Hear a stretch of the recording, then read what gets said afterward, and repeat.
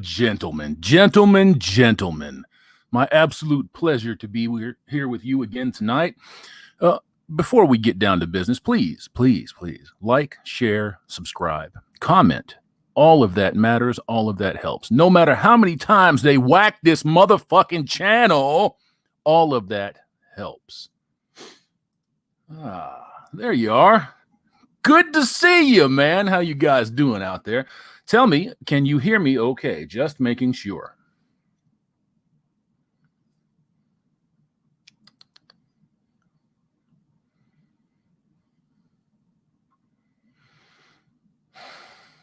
I don't see anybody in that chat saying that they can hear me all right. Can you hear me all right?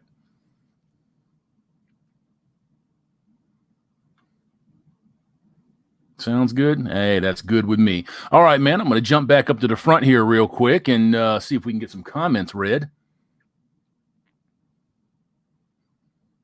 All right, where are we at?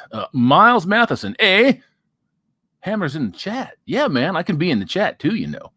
Miles Matheson, just catching the video you put out earlier while we wait. Right on, man. Silver Bullet, a brilliant upload earlier. Hammer, I appreciate that, brother. I appreciate that. Condolences, brother Pagan. What did I miss? Mr. C, check him, Hammer. Check him. Oh, we're going to get to that shit in just a minute. Hang tight. MGTOW Cowboy, there is a new red pill Perfect timing. There's a new red pill channel, guys. Look up Whore Maxer. Used to be Hard Hitting Health Truth J, a MGTOW channel. And that's part of what's going on here tonight, gents. So being as that the segue there jumped in pretty quick, let's just fucking get to it. Look, I used to listen to Hard Hitting Health Truth J a lot. I liked his content. Didn't care that he went off the rails. Didn't care that he was rude, nasty, or obnoxious. I kind of like that, to be honest with you. What I care about is not saying anything to a man for the entirety of his life. And then like a piece of shit, when he's dead, you come out and bomb on him. Beard ASMR. Oh, man. That's what I don't like. That's what I don't like. And you don't get to talk about my friends that way. Not without getting your ass chapped. Now, if you feel the inclination there, Triple H, to come on down and say something, then you come on down and say something. I'll be happy to take that invitation. You don't get to talk about a man when he's dead. It doesn't make him a better person or a saint because he passed. It's because you had the opportunity when he was fucking alive and you didn't say shit. And then you wait till he's deceased to say something stupid. The motherfucker was a pillar in this community. He helped more men than you and I will ever forget about. Plain and simple. And that's some horse shit. I don't normally come out and bomb on people that used to be part of this community, but for some strange reason, people that used to be part of this community always feel the need to try to drag their nuts on us when they walk out the door, when they go and get all black pilled, when they sit in the corner and they're fucking hopeless. I'm sorry that you're hopeless. I'm sorry that your life took that turn. I'm sorry that you're more concerned about whores than living right. Sorry about all of that. But it still doesn't take away from the fact that you don't get to try to manhandle a dead man. We all die. Every one of us are headed down that road. Whether you get smoked up, whether you get boxed up, doesn't make any difference. We're all going to be there. While Vincent was living, while Vincent was doing his thing, he did it greatly. And it's not an exaggeration. He did it with incredible intent, determination, and focus. And anybody that's got anything to say about him post-fucking death, consider what you're doing. You had all the opportunity in the world to say something to that nice, mild-mannered fellow and didn't do it until he was dead.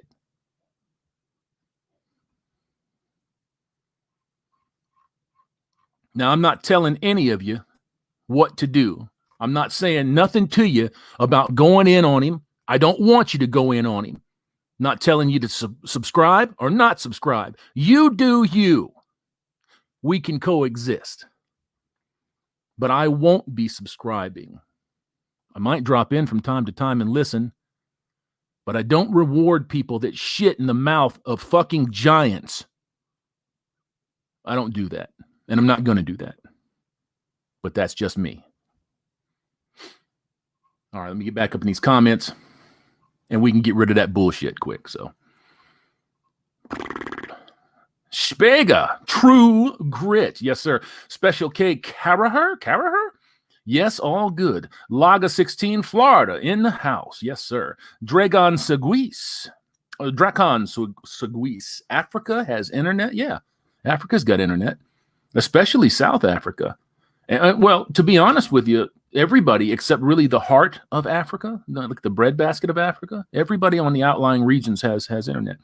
Boom! Made it home just in time. King Mammoth, what J is back? Is that like code speak? I have no idea what that means, man. Tal, the sentient, that's hilarious. The red patriarch rolling on the floor, laughing my ass off. ER6, you can't shit on dead people. Look. Yeah, you can. Yeah, you can. You can be honest. Okay, you can be honest. And he may come at it from the point of view that he was being honest, but he didn't know anything. You didn't know nothing.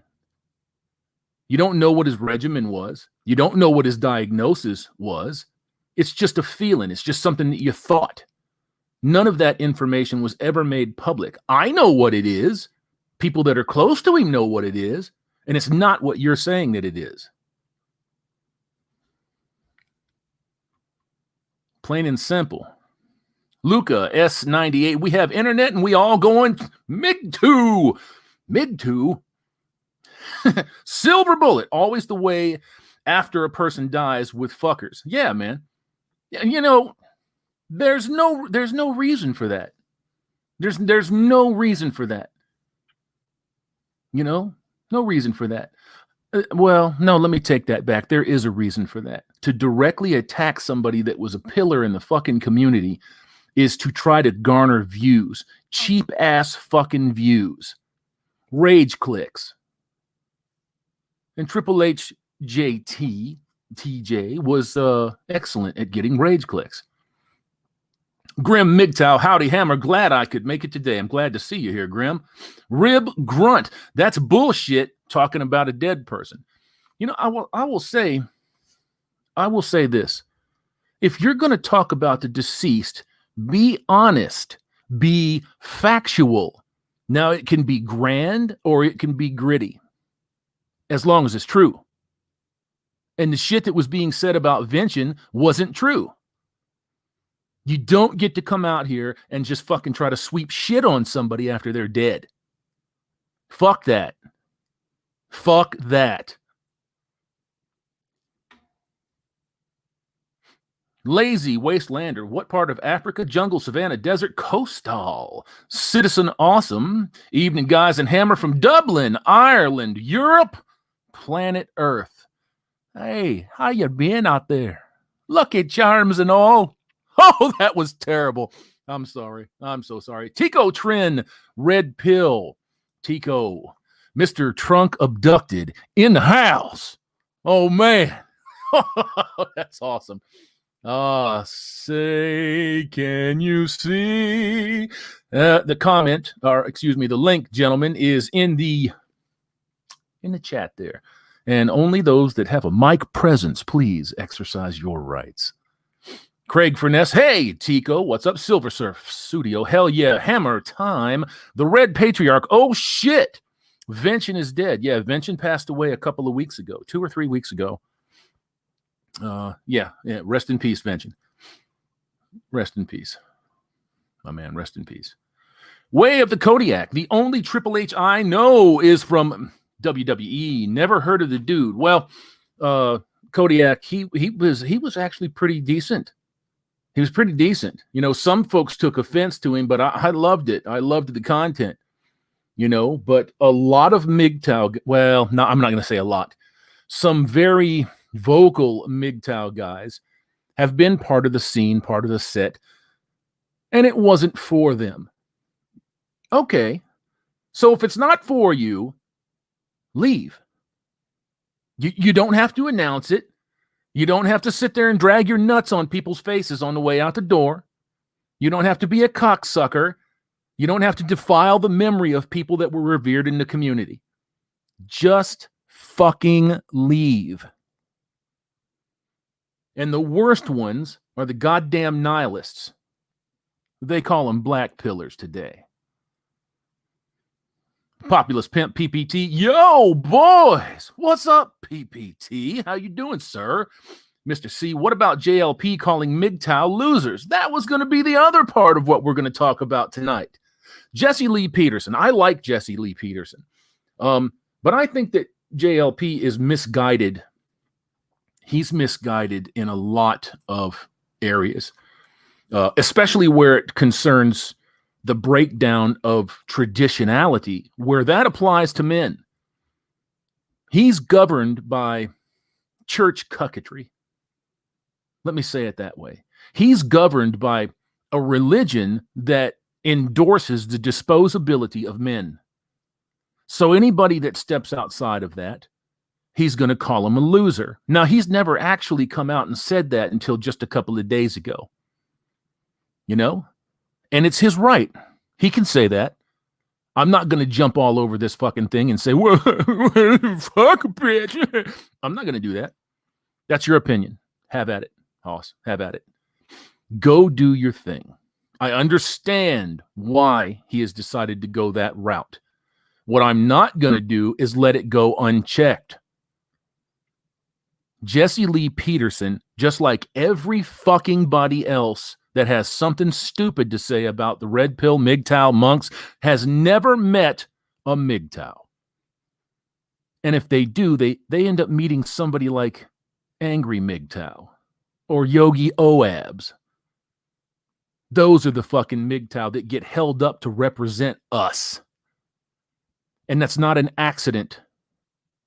You don't want to have somebody that's strong, that can't be talked out of their own fucking skin. You don't want to have that on television. You don't want to have that in an interview room, do you? You don't want to have somebody that's got all their fucking faculties together, that represents themselves well, that just doesn't have anything to do with disposability. The futility of the utility, gentlemen, it's the world at large.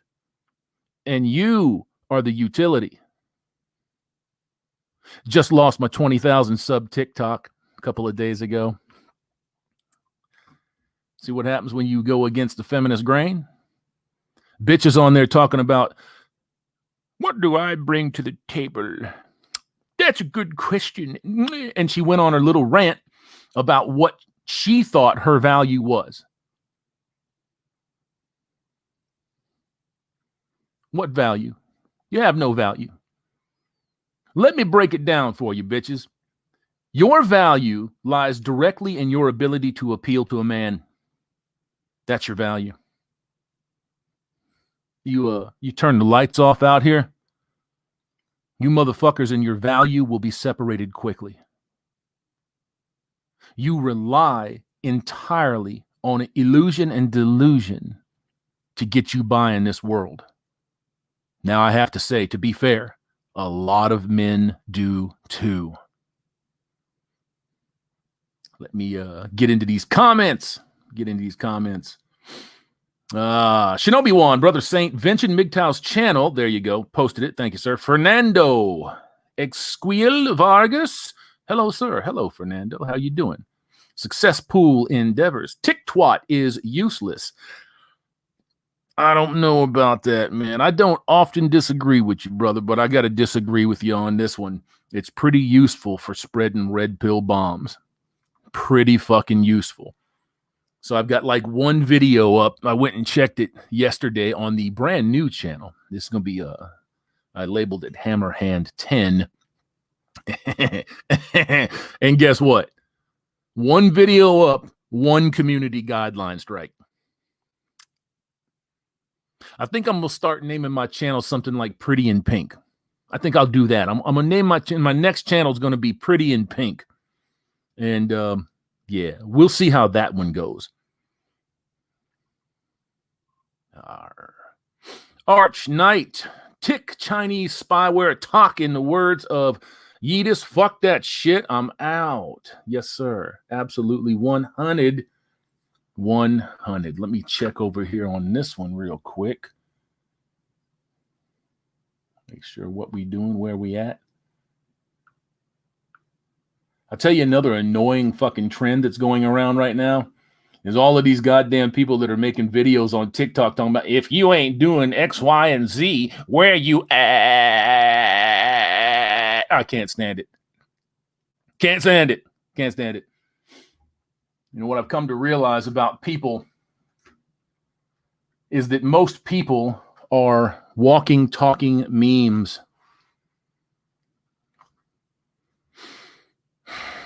Walking, talking memes. You know, they say that art, life imitates art. I'm not so sure anymore. Art imitates life. Which one is it? I think that there are millions and millions and millions of people that are out here right now, right this very second, that are just waiting for the next stupid trend or fad to come along so that they can feel included in something.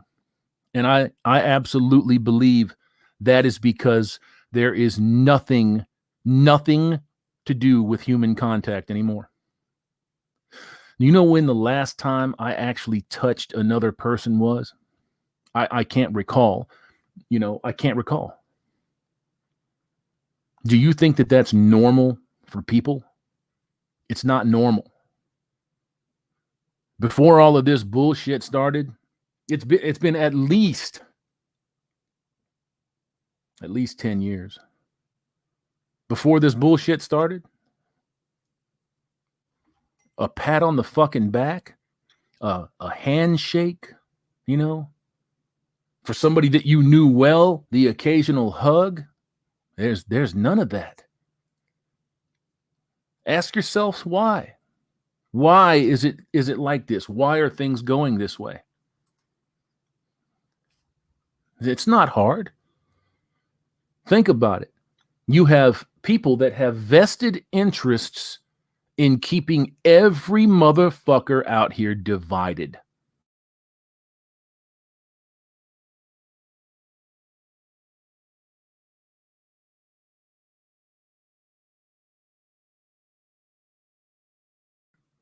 You guys got me? Yeah, I'm sorry. My camera just freaked out. I accidentally moved the laptop. So I'm going to tell you what. I'm going to let this broadcast run. I'm going to jump out of here real quick. And I'll be right back. Hold on.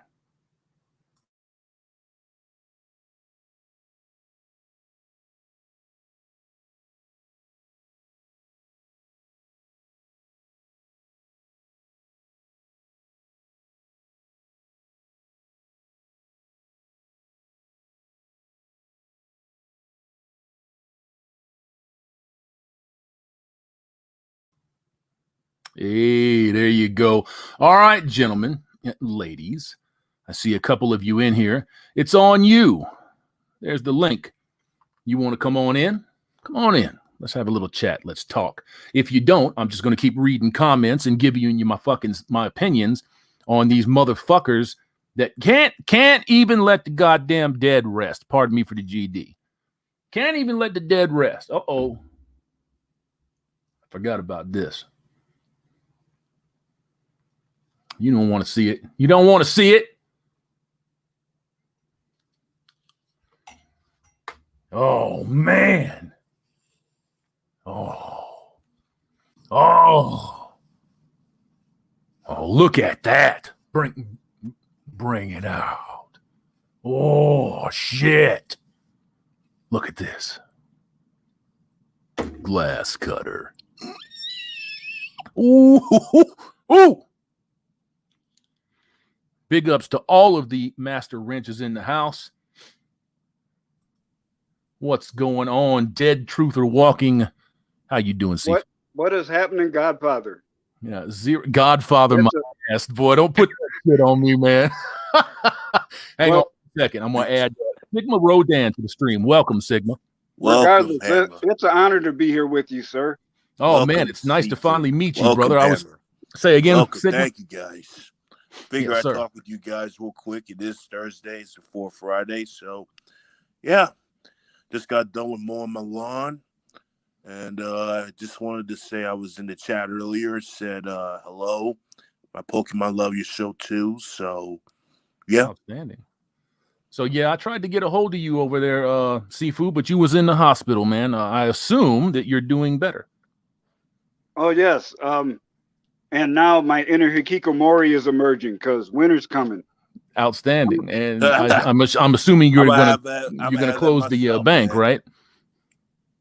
Well, I've turned the corner on recovery mode. I know I can survive now. Now I'm gonna thrive and prosper. Hey. No problem with that. No problem with that. And shout out to Okie Drummer 89. He's motivated me to do some fresh content, which you will see very soon. Can't wait to see it, brother. Can't wait to see it. So you're still there in Idaho, yeah? Yes. So Mr. Elite just up and left you there, didn't he? Hey, left me all alone. That's all right, man. He's out there killing them on TikTok. Lucky for me, my waifu is here, so I have no worries. Hey, man, what's your waifu look like, man? Well, you'll have to check out Mr. Money's live stream on Saturday. All right. Assuming he does it, she'll put in an appearance. All right. There you go. Cool. There you go. Cool. So, gents, what's going on in the world, man? What are you hearing? What are you doing? Well, I don't care what's going on in the world. I'm doing my own thing. I agree with you 100%. I'm just saying if there's anything local. So what you doing, Sigma? What's your hobbies? Got myself action figures, gaming, looking at MGTOW videos. I've actually been also been looking at some things about the New World Order and things about what's going on in our world today. Sometimes I like to take walks. Yeah, I actually have a little golf course right by my neighborhood. So on nicer days, I like to go up there, take a little walk. May even go there this weekend. Wonderful, wonderful. Sounds like it's going to be good, man. We're going to go to the chat. Joe Troll, Hammerhand, how do I join the war band? I couldn't tell you that, brother. That's Chronic's deal. That's Undead Chronic. Go hit him up, and he will be able to talk to you about it. Luca, S98, 1:11 a.m. in the morning here. My goodness. Hey. My goodness. Mark Mays, bring it out strong. Friday. Brought it out, brother. Brought it out. So, Sifu, you still there, bro? Yes, sir. So what was the recovery process, man? What exactly did they find? Oh, it turns out I pretty much underwent what is a complete gastric bypass. I have no stomach at all. Oh. So are you ported? Do you have a port? No. So it just goes directly down and processes in the intestines? Yeah. Interesting. So it's taken me a while to build up my my tolerance for food again, because now I can't eat really spicy stuff. Oh, of course not. And damn, I can't drink my bourbon like I used to. Well, you're living, brother. Hey, yeah, you're still I'm around, on the right side of the grass. I ain't complaining. Yes, sir. You are living. Hey, so that's man, a good you are thing. Living. So yeah, for those of you that don't know, not only did I have at least stage 3 stomach cancer, I also had an ulcer the size of a silver dollar and a bacterial infection. Well, brother, that bourbon will do it, man. You know what I'm saying? You know what I'm saying? That bourbon will do it. I didn't drink for a long time when I was churchy, so I know it wasn't that. It was just marriage stress. Because stress will do it too. That was just one pain among many. Ay, caramba. Well, King Mammoth in the chat. Is that a new brush hammer? Man, that's a new brush. You ain't gonna believe it. I was stroking through this monster net of fur and broke my damn brush. Broke my old brush. Couldn't believe it. Ouch. So yeah, I had to go out and get another one.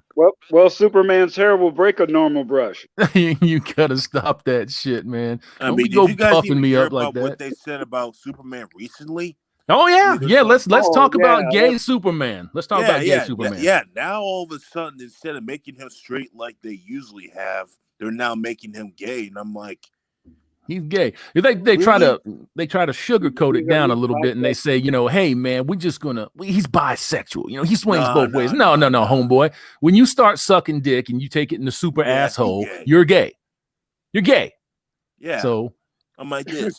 Superman is not gay. So, do you understand? You do understand why this shit is happening, don't you? Yep. Sadly, they're trying to do some sort of narrative shit. Sure. I mean, it always goes down. Yeah. They're literally trying to murder masculinity by making the masculine characters that we idolized when we were younger into icons of the LGBTQ community. That's absolutely right. And it's a combination of that, and they have no creativity on their own. That's the other one. That's the biggest part of it. It's right there. They can't create their own characters, so they decide to tear down. They know that their own characters will not carry over to the mainstream because being gay is not the mainstream. No. Being bisexual, which is a fake ass word, is not the mainstream. It is not the majority of people. No. Plain and simple. So the agenda will not carry over unless you co-opt major brands to make it carry over. Then you kill the brand. Right. That's literally how you destroy a franchise. Yep. And that's what Agent Smith was saying in the first Matrix movie. But he wasn't just talking about humans. He was talking about leftists who are obviously an inferior life form. Interesting. I agree that they are fucked up. But I don't know how inferior they are. Look at the amount of control that these people wield now. It's insane shit. I have a question in the chat for Sifu. The gentleman who mentioned marriage stress, what are some of the things his wife does that induced that stress? Any tips he would care to share for someone who is a newly wedded wife? Caitlin McIntyre. What's up, Sifu? Oh, sure. Now, we know about the modern female tactic, which my ex-wife did to me too many times, which is, open up and tell me what you really feel. So things will be better. Without fail, the next time she was mad, she'd use my own words against me in the argument. Yeah, that's the main reason why I don't talk to a lot of females that much. They'll use what you tell them, and that moment they'll do it against you. So I would say if you have a dispute, if you can't keep it on topic, say, okay, we'll just discuss this another time. And don't let your partner be pushing emotional buttons, because when you lose face that way, then she's lost respect for you as a man, and she's going to do it again. Just for the fun. They don't mean it when they say, just open up and talk to me. They don't mean it. No. Adding to the stream, Riff Magos. What's going on, Riff? How you doing? How you going, brothers? Yeah, not too bad considering. So what's going on, Riff? Where are you at? Just for the viewers, roughly, where are you at? I'm south of Sydney, Australia. Right on. Oh, hey, man. You in Sydney, Australia? Oh, man. A lot what's going on over there. I'm a Hellene of, among other Spartan ancestry, living in this obedient shithole called Australia. So that's its own special kind of hell. Yeah, the New World Order was announced there, man. How are you holding up? Well, I've always used the tactic all my life, being a lone wolf by nature. My thing is to be as invisible as you possibly can. Good. Yeah. And it works. Works great. I had these couple of cops pass me the other day, and they didn't even look in my direction. It was great. I wasn't even wearing a mask. Oh, my God. Dang. They've made it compulsory, though, right? Well, see, outside, I won't wear one because I've had 17 years of car park fume damage to my lungs. Oh, I see. So if they want to arrest me, go ahead, but it's not going to go well for them. Yeah, right on. So we're going to jump in the chat real quick. Tomb of Arminius. They are not builders. They destroy, consume, and subvert. Always. I agree. Tal the Sentient. My bisexual ex thinks Nancy Pelosi is hot. Stay as far away from that ex as possible, motherfucker, because somebody's going to get you killed, boy. God damn. Is that political simping? That's what the fuck. She's hot like somebody that just came out of an oven. Fuck that shit. Hot. That should never my be in the same God. sentence. That literally should never be in the same sentence. Her hot. No. Somebody needs to hit the blunt because they got some nasty cataracts. Well, they got some problems. They got some problems. Yes, they do. Oh, Yes, Sauce yes, Boss. they do.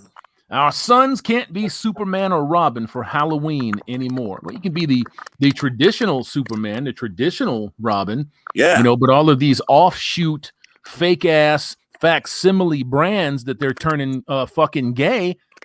You know, you ain't gonna be that. Who's gonna be that? Nobody.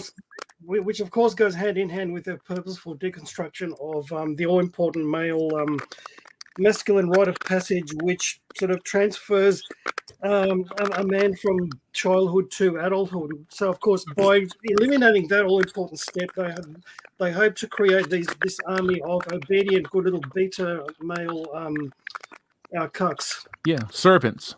Yep. Yeah, that's servants. Servants. I mean, that's what literally modern women are saying on TikTok now. They're wondering where the good servants are. I mean, make no mistake about it there, Rodan. When they say, where are the good men? They don't know what the fuck good means. They're talking about where are the obedient men that are supposed to carry out my wishes. Right. It has nothing to do with good. I can actually answer that question. We've all become monk. Yeah. I mean, for the most part. Grabbing my ass, You know, I've got a couple of male friends. I mean, they still try to put one foot in the MGTOW camp and the other foot in the PUA camp. I'm thinking, well, that's like a feminist trying to hang on to chivalry. No, it can't work. No, it's not going to. no. These folks, these people that are riding the fence that are calling themselves purple pills. There's no such thing as a purple pill. No. Look, anybody that is in this chat listening to this right now, and you hear that, and you're like, "What do you mean? There's no such thing as halfway protecting yourself." No. You're either doing it or you're not doing it. Yeah. So if you're still fucking around with them, you are putting yourself in danger. You're a blue pill, plain and simple. Like I call it the purple pill delusion. Love women or understand. Toxic delusion. What was that, Sifu? I call it the purple pill delusion. That's what it is. Yeah, I mean, you want to be like Cypher. You want to get reinserted back into the Matrix, overdose on blue pills, and forget. But it's too late for that. It's too late. I mean, to be honest, you can either love a woman or you can understand them. You can't do both. Yeah. As my ancestors would say, I think it was my ancient namesake who said, "A good man finds a good wife. Otherwise, he becomes a philosopher." Well, I'd rather be a philosopher. Yeah, but you need a good wife, and I can define for you what good means. Good in a very biblical sense is what your wife should be. I'm not looking for a girlfriend. I'm not looking for somebody to hang out with. I'm looking for a wife. A wife is a title. It has a very specific meaning. Right. Set of circumstances. I'm not looking for it now, but good luck finding it. Yeah. Somebody's got some feedback in there, Mike. Is that you, Rodan? Are you on the road or something? No, I'm not on the road. I'm at home. Yeah, now, I would say, if I was still TradCon, well, the Bible has my checklist right there. How many Proverbs 31 verses apply to you, ladies? Yeah, that's what I wonder. Yeah, Well, I don't think these. Go ahead, Riff. Considering my alternative channel is called Pagan Monk. What? Your primary is still up and running, ain't it? Yeah, it's still there. I just choose not to put videos on there. I put videos on my Pagan Monk channel now. Right on. Well, guys, it was good talking with you. I figure I'd You too, drop brother. into the chat, talk with you, Hammer, all you MGTOW brothers, see how everyone's going. Going to be going back to my hobbies now. Do it, bro. You guys have a good evening. Yes, sir. Thank you for dropping in, Sigma. Appreciate you. Right. Thank you. Yep. Peace out. Peace out. All right. I'm going to jump out of the way, too, and let All another right, more deserving brother come in. Oh, All right, by the brother. way, did you see who my avatar is? Yeah. I can't get a good look. That's not Clark Gable, is it? No. No. Who is it? Mr. Rogers. Oh, Mr. Rogers, right. Yeah. Mr. Rogers was kind of a badass. That's right. And so, all right, bro. All right. Hey, that's me. I'm the black Mr. Rogers with a shotgun. All right, my man. and be careful. Be careful out there, bro. That's okay, man. I will be just fine. Yes, sir. Peace out, brother. Man. We'll see you in a bit. Bye-bye. All right, and we got Rishi that we're adding to the stream. What's up, Rishi? Yo, Hammerhand, the MGTOW monk. The MGTOW monk. Yo, man. What's going on? Back at it again. Back at you one more again. Nothing much, Hammer. Just enjoying the stream. Thought I'd hop on. I appreciate you coming on, bro. What's going on? Man, nothing much. I'm just making an art piece for Chronic right now. Oh, are you one of the ones that he's working with? Yeah. Outstanding, bro, man. Some of that shit. Is that for the comic? Not for like the official comic, but it's like a side, a side comic, like a web comic, if you know what I mean. Yeah, I know what you mean. I think I've seen some of that. That's pretty damn cool, man. That's pretty cool. I'm glad to have you on here. I like that art. Oh yeah. Yeah, like another guy does the main Chronicles comic book, and that's coming along, I think. But Yeah, he showed me a panel of that. It looks fucking great. Oh yeah, it's much better than like the trash that are coming out right now. Like I Am Not Starfire.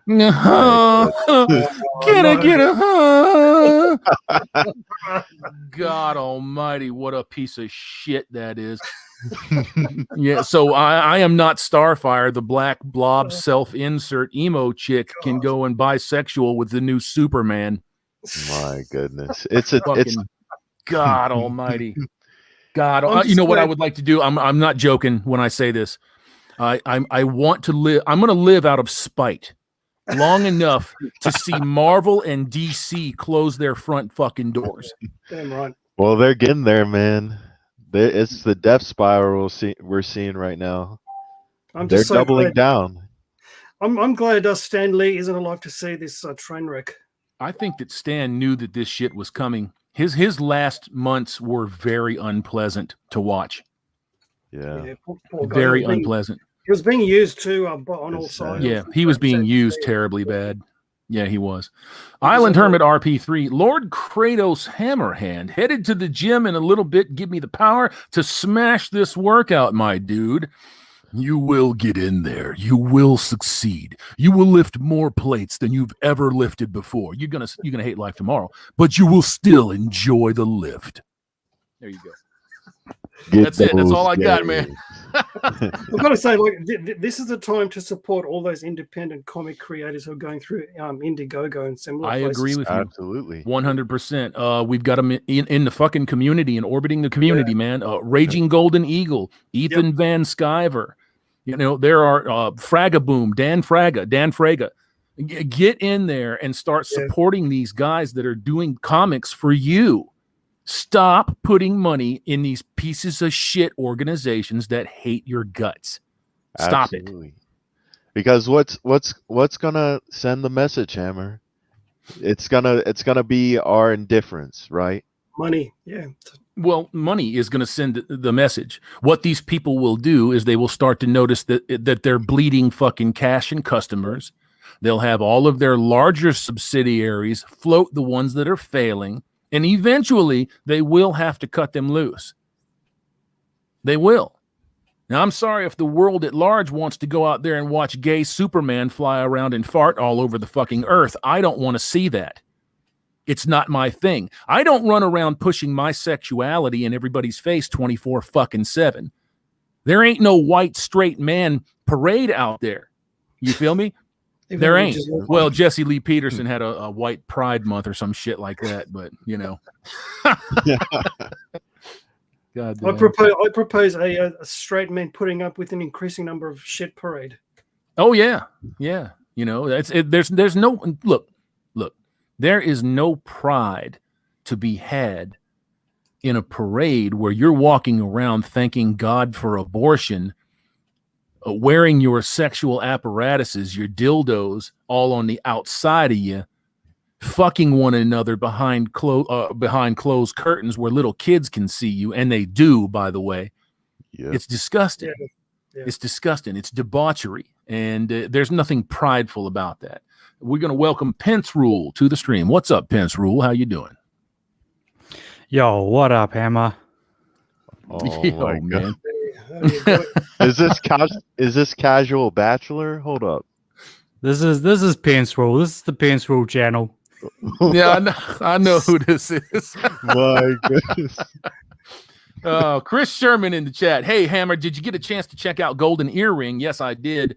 And I knew all of the songs. I had no idea that was them. So I feel kind of embarrassed about that, to be honest with you. I consider myself something of an aficionado when it comes to music. So that was a bit of a surprise. So go ahead, Mr. Pence Rule. I just want to just jump in and just it's nice to finally talk to the Hammer. I've been listening to Hammer for a long time now. You want me to tell everybody who you really are, man? Well, technically, I was the Pence Rule channel before that got axed, right? Is that right? I didn't know that. Yep. I did not know that. You want to tell them who you are? Go ahead and post your link, man. Let them get over there and get to you. What's that? Sorry? I said you want to tell them who you are. You can go ahead and post your link in the chat, and everybody can go sub to the channel if they're not already subbed to it. Well, okay. Well, I'm in the StreamYards at the moment, so I can't post the link.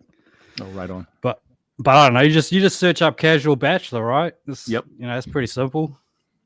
Yep. We're gonna add successful endeavors to the stream, and let's try not to talk over one another, gents. What's up, SCE?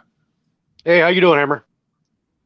I'm chilling, man. So Casual Bachelor is in the house. All hail, Casual Bachelor. Hey, what's brother. going on, homeboy?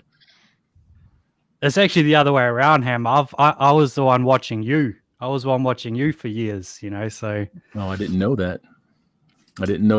But I appreciate the hell out of you, man. You make some very, very decent content, and I enjoy watching what you do. I like the way that you present it, and you've done nothing but improve. So that's a good thing.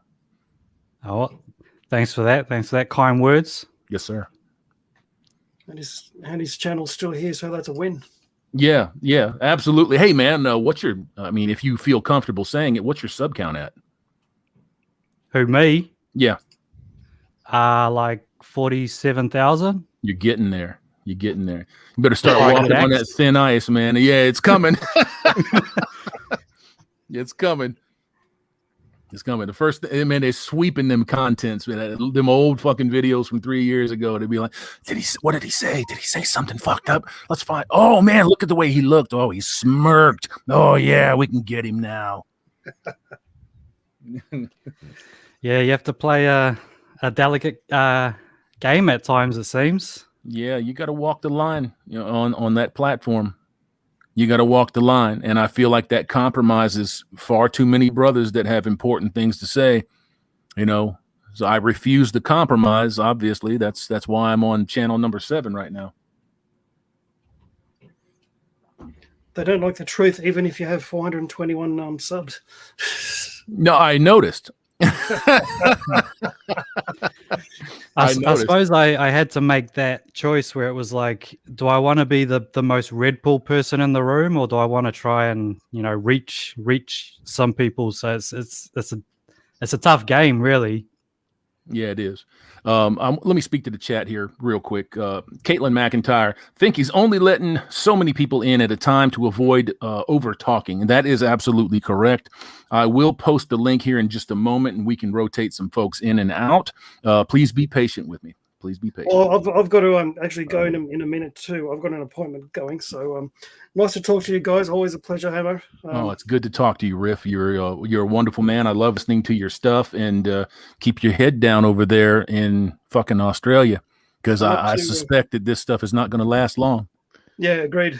Even the so-called normies are starting to wake up and realize, hang on. Okay, we're supposed. They just had Freedom Day in this state. And people say, "Oh, hang on, we still have restrictions. We're double vaxxed. What's going on?" Okay, so they're starting to realize, okay, there's more to it. Yeah, so. Yeah. There's a lot more to it, and I'm sorry that you people are going through this shit right now, brother, because they don't deserve it. But at the same time, you have to work for freedom. You have to earn freedom. Add to that the recent death of my mother. So yeah, it's been fun times. My condolences, brother. I did not know. Thank you. Sorry to hear that, Rick. Sorry to hear that, bro. So if you guys are so inclined, I'm up to 66 subs on my Pagan Monk channel, which is a miracle in itself. Make your way over there, and if you want to listen to my ramblings. If you would like to drop your link to the Pagan Monk channel in the chat, we will be happy to accept it. Huh? All right, thanks, brother. All right, bro. Take care. Yes, sir. Peace out. Nice to talk to you. All right. Did I just... Uh-oh. I just knocked Rishi out. Sorry about that. Yeah. All right. What's up, SCE? You've always got something to say. What's going on? Yeah, well, you know, the agenda has been working overtime to keep us quiet, but that's just it, is that I don't think that they're succeeding. As a matter of fact, I see their narratives just falling apart left, right, and sideways. It is. It is. It's coming apart everywhere that it can come apart. I mean, if you look at, how about them job numbers? Oh, man. How about the artificial food crisis? How about the thousands of ships that are sitting docked offshore that aren't being allowed to unload? Oh, man. Joe Biden is turning into Jimmy Carter on steroids. Jimmy Carter was a fucked up president. He was probably the worst, besides Obama, in my opinion. Let's go, Brandon. You know, let's go, Brandon. I'm going to be making a shirt that says, "Let's go, Brandon." So, you know, just in case you're interested. Yeah, that one ought to sell. Jazzy, good to talk to you again, man. Say again?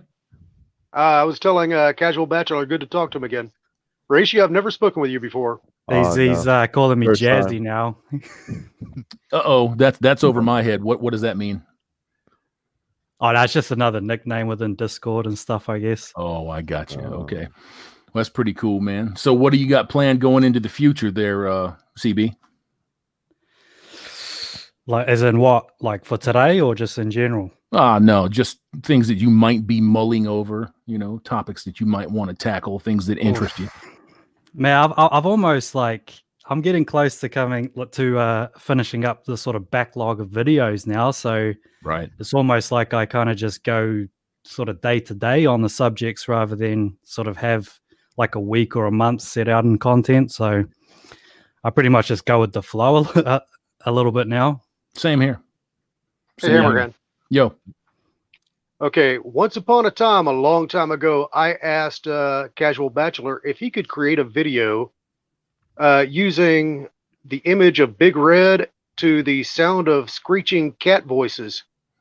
And I expected this to last, you know, maybe about a week. He might turn it in or something. And it's like an hour later, he had it done. I don't even think it was 30 minutes later. He had a professionally done video, and it was fantastic, man. That's motivation, boy. Hell yeah. He is ultimately one of the very best editors and creators that I have seen in a long time. If you're not subbed to Casual Bachelor, you need to. Absolutely. Absolutely. 100% agree with that. We like to see it. Rishi, you got any projects that you can show? Sure. I mean, I don't know if I can show them on. Let me see here. I do something. I mostly just do like little fan art pieces for the warband. I don't know. Let me see if I can share this. If you can't, that's all good, brother. Oh no. Just give me like maybe 1 second. You got it, man. You got it. Well, let me get into this. Go ahead. Last Saturday, Black Wolf had a stream with Sir Yeetus and Manic, and in the later part of the conversation, Sydney MGTOW jumped in there, and it was a great stream. And it's like, you know, that's just it, is that anytime that we can hear from any of our brothers in Australia, this is a great thing, because, you know, one of my all-time favorites, and I was telling Sydney this, is the Black Knight, the guy that was like mowing down all of those police officers that were like trying to keep the crowd at bay. And it's like, you know, they want their freedom. Yeah. That's the only way that you got to stand up to tyranny. they're going to have to drag those motherfuckers that are in their offices out. You're going to have to drag them out. So check out the Battletoads. Is this Ribby, man? Yep, that's Ribby. Yo, that's awesome. You got Ribby's stacked. Ribby's stacked. He's got his boys with him, and they're fighting an army of pigs. Oh God, I cannot wait for this comic to come out, man. The things that I've been seeing, the frames that I've seen are really fucking slick. Yeah, Jens, give me 2 seconds. I'm sorry. Go ahead. That's the thing about guys in the warband. Like, there's a lot of people Chronic has under him, and it's only getting started, man. Chronic's got a lot of people under him working for projects, and it's only the beginning. Yeah, no doubt. So we're looking at Casual Bachelor here. I think that this one's for you. Polska Bob says he has posted again. You think you can post that big red deal? Chanty Binks. You think you can post that one again? What's that? The big red one? Yeah. I think that was because SCE is talking about like 3 or 4 years ago. So that's on like a computer. I'm on my 3rd computer now. So very little chance of that. Yeah, it's pretty tough to go try find that one now. Well, it was a nice try. That's all right. ER6. I think Taylor's content is dope as fuck. I think Taylor's content is good too. Nothing wrong with Taylor, man. If you like Taylor the Fiend, jump on over there and sub to Taylor the Fiend. Hammerhand. Yes, sir. What are the chances that you can get a stream going with EMAN67, RPM, and LOM? The chances are good for 2 out of the 3. I've already spoken to 2 of them. The only one that I haven't spoken to is E-Man. So when we can get some consent from E-Man, then I'll be happy to hold a stream with all 3 of them because the other 2 have already agreed. Okay, I sent E-Man all of your information, and I believe that he was expecting a email from you. Okay. Well, or maybe you should be expecting an email from him. I'll check on that. Yeah, I haven't been in my Proton mail for a couple of days. Things just get backlogged here, and my emails are getting fucking bombed. So it's just kind of hard to keep up. But I'll give him a shot here tonight before I turn in, find out what's up. Excellent. But that would be a fucking banger of a stream, man. RPM, Lion of MGTOW, E-Man67, and whoever else we can fit in here because there's way too much weight in that lineup right there. Peter Olzlowski, Hall of Giants. Hell yeah. I don't know about giants, man. Just 6'5". That's all. Retarded Dwarf, Hammer Time. Me. Yes, sir.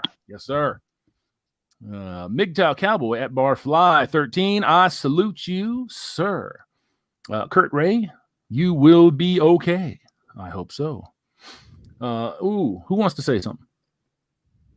I'll just answer a question I think I saw in chat. It's New Zealand. A lot of people think I got an Australian accent. I don't know if that's just Americans just assume that Australia and New Zealand just all speak the same, but they do. It's all right. It's New Zealand. Yeah, they do. So you're there with old Jacinda Ardern, huh? Yes, sir. Hey, man. Cindy. Yeah, she's questionable. Yeah, just a little bit, man. Just a little bit. I've never seen psychopaths. Oh, that's not good. That's not. Well, he may have dropped out, but anyways, as long as he can reconnect to StreamYards, everything will be all right. Well, let's keep the ball rolling, I guess, until he gets back. Well, sounds like a plan. Yeah. Now, anyways, think of it is that, we have been working, behind the scenes trying to keep everything stitched together as best we can. So it is what it is, right? It won't surprise. I'm seeing in the chat right now, Hammerhand terminated. No. It won't surprise me at all if it happens while I'm on a live. No, I can just touch this fucking computer, and this cheap piece of shit USB socket that I've got everything plugged into just blinks, and then everything turns off. So that's what that is. All right, then. Well, without further ado, to give some room for more Buddhas to come in, I think Buddhas. Buddhas. I'll go ahead and check off. It's nice talking to you, Hammer. It's my pleasure. My pleasure, Rishi. My pleasure, brother. If you've got a channel link or anything that you'd like to drop in the chat, be my guest. Oh, for sure. Anyway, see you later, Buddhas. Peace. Yes, sir. Peace out, bro. And then there was 3. Menage. So, Mr. Casual Bachelor, what do you think, man? What is your experience here, being on here, fighting for awareness to how fucked up and how battered men get? Do you get very much compassion from the other side of things? Well, what's been kind of interesting with my channel is I've not really had that influx of sort of haters and trolls. So I've been sort of lucky to have just, like a pretty solid subscriber base or community or whatever. So I haven't really felt the backlash that I used to obviously see, throughout, any of the sort of Red Pill or MGTOW channels. There was always people coming in and, running their mouth, talking crap. Man, I know what it is. The secret is that they all think you're Australian, and Australian and English accents poll very high amongst American censors, so they don't fuck with you. Yeah, well, I am actually technically English. I moved to New Zealand when I was quite young. Yeah, I'm just playing with you, by the way, not trying to insult your heritage. not much, anyways. Links in the chat, Polska. Joey, I love this name. Joey Fagator. If you want, I will come trolling and hating sometimes then. That's you. That's you. Tojalison. I hope I got that right. The pin of shame. Shame. Yeah. When I pin a comment, man, it's basically on 2 criteria. It's a damn good comment, and I agree with it, or it's an ignorant fucking comment or a purposeful trolling comment, and then I post it. And I don't have to say a word, That's not a command to go get motherfuckers to attack them and break them down. It's so that we can have a, how shall I say this, a more robust, inclusive conversation with this commenter.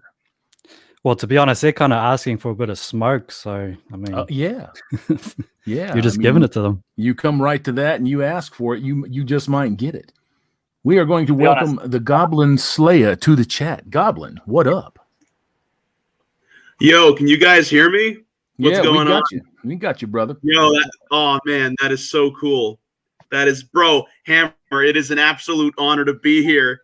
Yo, man, what's going on, bro? Man, what's going on, homeboy? Where's that brush, Hammer?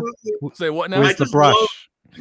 I just love the quotes that Hammer has in his videos, like the one more again.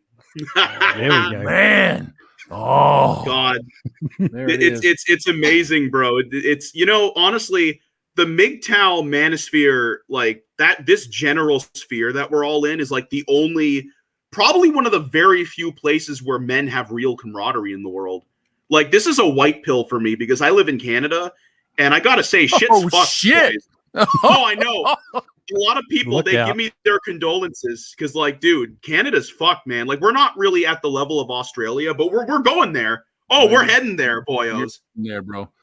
You're heading there. Oh, yeah. Pretty goddamn quick. Yeah, man. Let me welcome Vanish Mantle to the studio. What's up, Vanish? Hey, what's going on, everybody? Hey, man, how you doing? Chilling. Pleasure to be here with the legend himself. Oh, Casual man, it's Casual Bachelor. Right. You know that.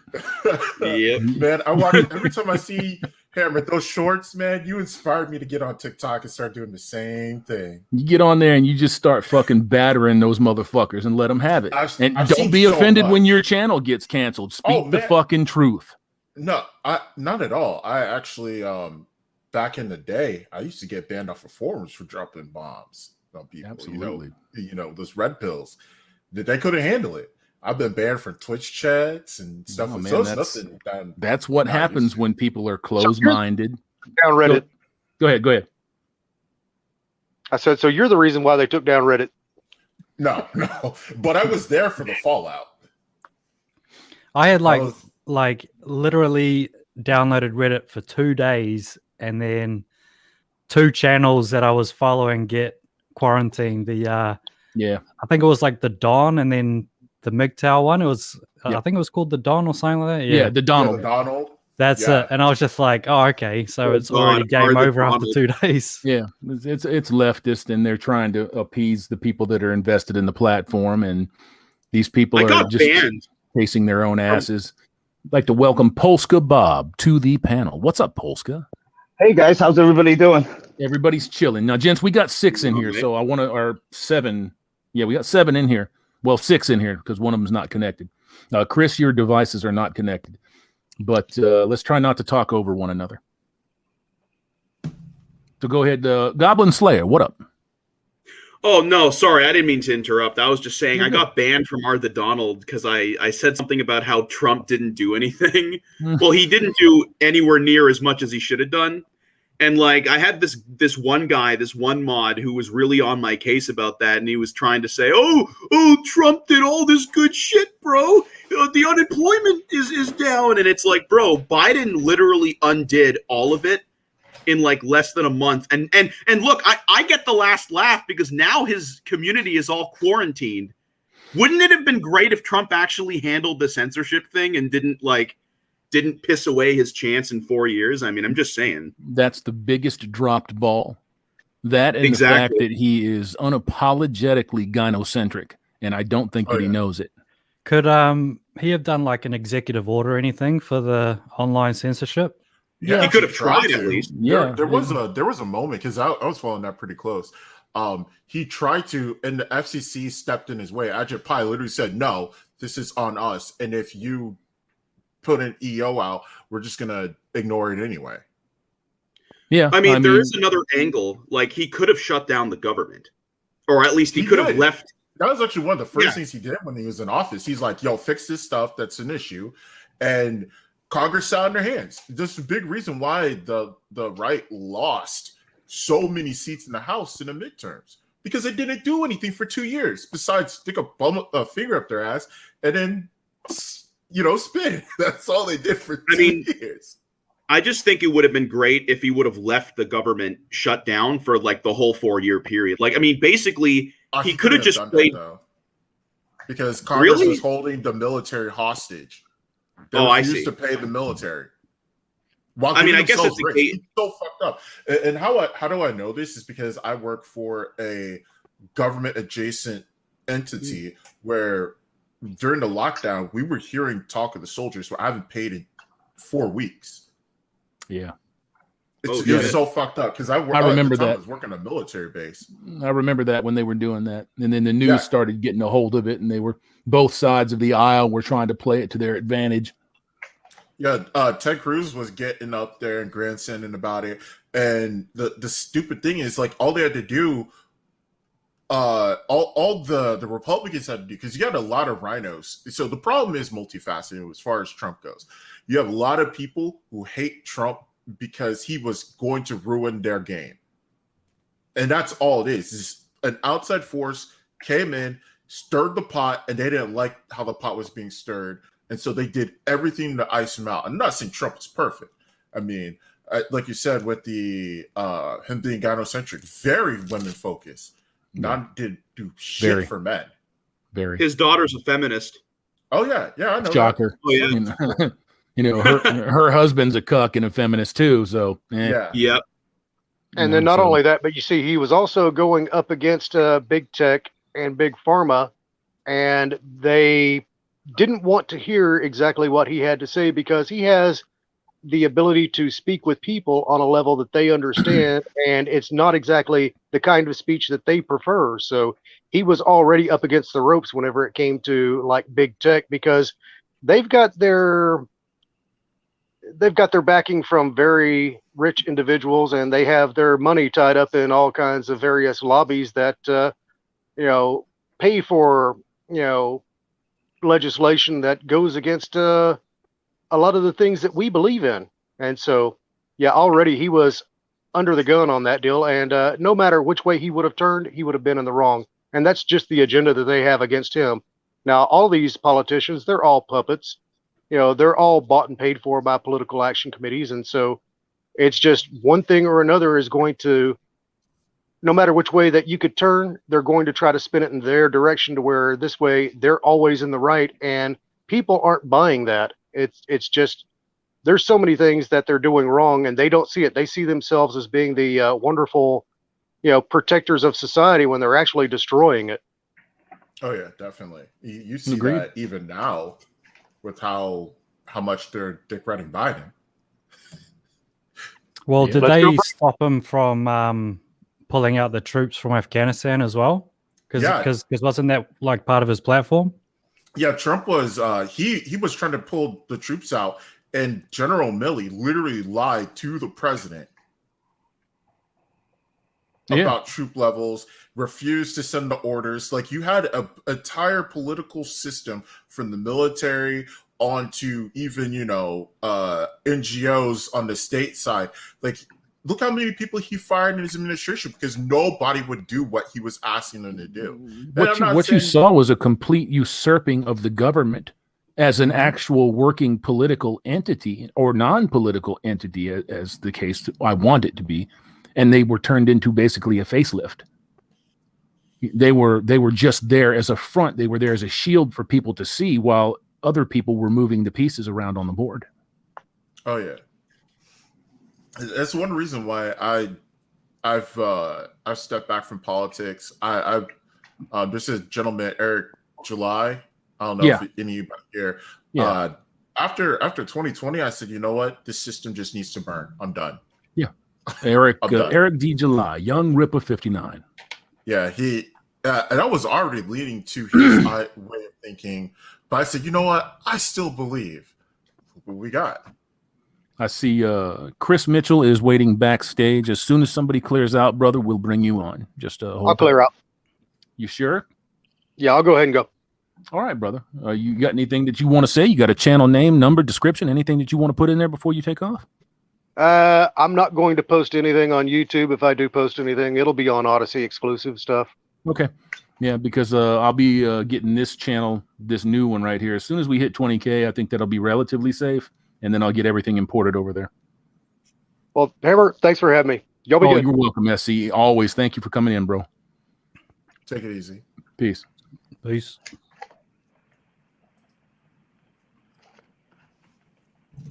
All right. Chris Mitchell, welcome to the panel. Hey, brother. How you doing? Chilling, man. What's going on? Not much. Just hitting the stream while I can. Join the chat. I appreciate you. There you Thought go, you could man. use another almost Australian. Are you? I'm Canadian, so I'm almost Australian. I don't know who's going to agree with that one, but okay. Well, I get what he's saying. Yeah, dude, we're about to become Australia 2.0. Yeah, essentially, we're building our camps too. I mean, detention centers. Yeah, whatever you want to call it. wellness centers now, so that you can go and get. Hold on, let me. Oh no, they got him. The CIA, again. The glowies got him again. Crap. Oh no. Speaking of glowies, anybody see that Justice for January 6th? All the pictures. Every single one of them. January 6th? Yeah, there was a Justice for January 6th rally, and everyone looked like a certified Fed. Oh God. And the one guy who got detained was an actual undercover agent. Yeah, I saw that. I heard about that. That was hilarious. Yeah, they caught their own guy, and they made a boo-boo. Oh, hey, Hammer, you're back. Oh, hey, man, I told you every time I touch this piece of shit, it blinks out. So, yeah. Well, it's good to have you back, bro. Well, thanks, man. I love being on the stream with you guys. It's amazing, and I love being here. Thanks for inviting me. Fuck me. So, Justice for January 6th, what's that about? Yeah, so there was a Justice for January 6th rally, and this is like, I didn't even hear about this in the few right-leaning circles that I like keep through going through my news feed. heard nothing about it. I was watching Ricada Law, a lawyer on YouTube, and he was talking about it, and I was like, "What is this?" I look it up, and it's like this one guy who, or like some random nobody I've never heard of. So I'm like, this looks like a setup. Turns out nobody shows up, nobody goes to this thing, and you see all these dudes who are trying to look like conservatives, but they have like the dad shorts, the that very specific like right-leaning haircut that FBI guys always have, and the FBI shades. With like the 6 of them there that were kind of busted all together, and then the cops just took him out for his own safety. Is that what you're talking about? In that particular one, it was he had a gun. Somebody pointed out, I think it was an FBI on FBI thing where FBI agents saw that somebody else had a gun. The cops swarm him. One cop's rifling through him, was like, where's your gun? He's like, he's trying to let him know, like, dude, I'm undercover. Please stop. And he pulls out his badge, looks at it, is like, kind of tries to slyly put it back, like, hopefully I didn't blow your cover. And then after somebody's like, oh, he's undercover. And then after that point, they escort him out because the reporter noticed. It was fucked up, beautiful. Man. It was beautiful. He was so obvious out of the crowd. It wasn't even funny. Yeah. Everybody call it GlowyCon 2020. Well, I mean, how fucking dumb is it that your alphabet soup group channels are they're showing you that these people are setting up millions of dollars worth of high-tech security cameras, facial recognition shit, and then it's like, no, it's okay. It's okay. Just come on. It's cool. Come on over here to the party, man. We're just gonna throw this little thing. It's just gonna be a little rally. That's all. It's a freedom and peace rally. Come on over here. And Make sure you look into the camera. Bring your guns.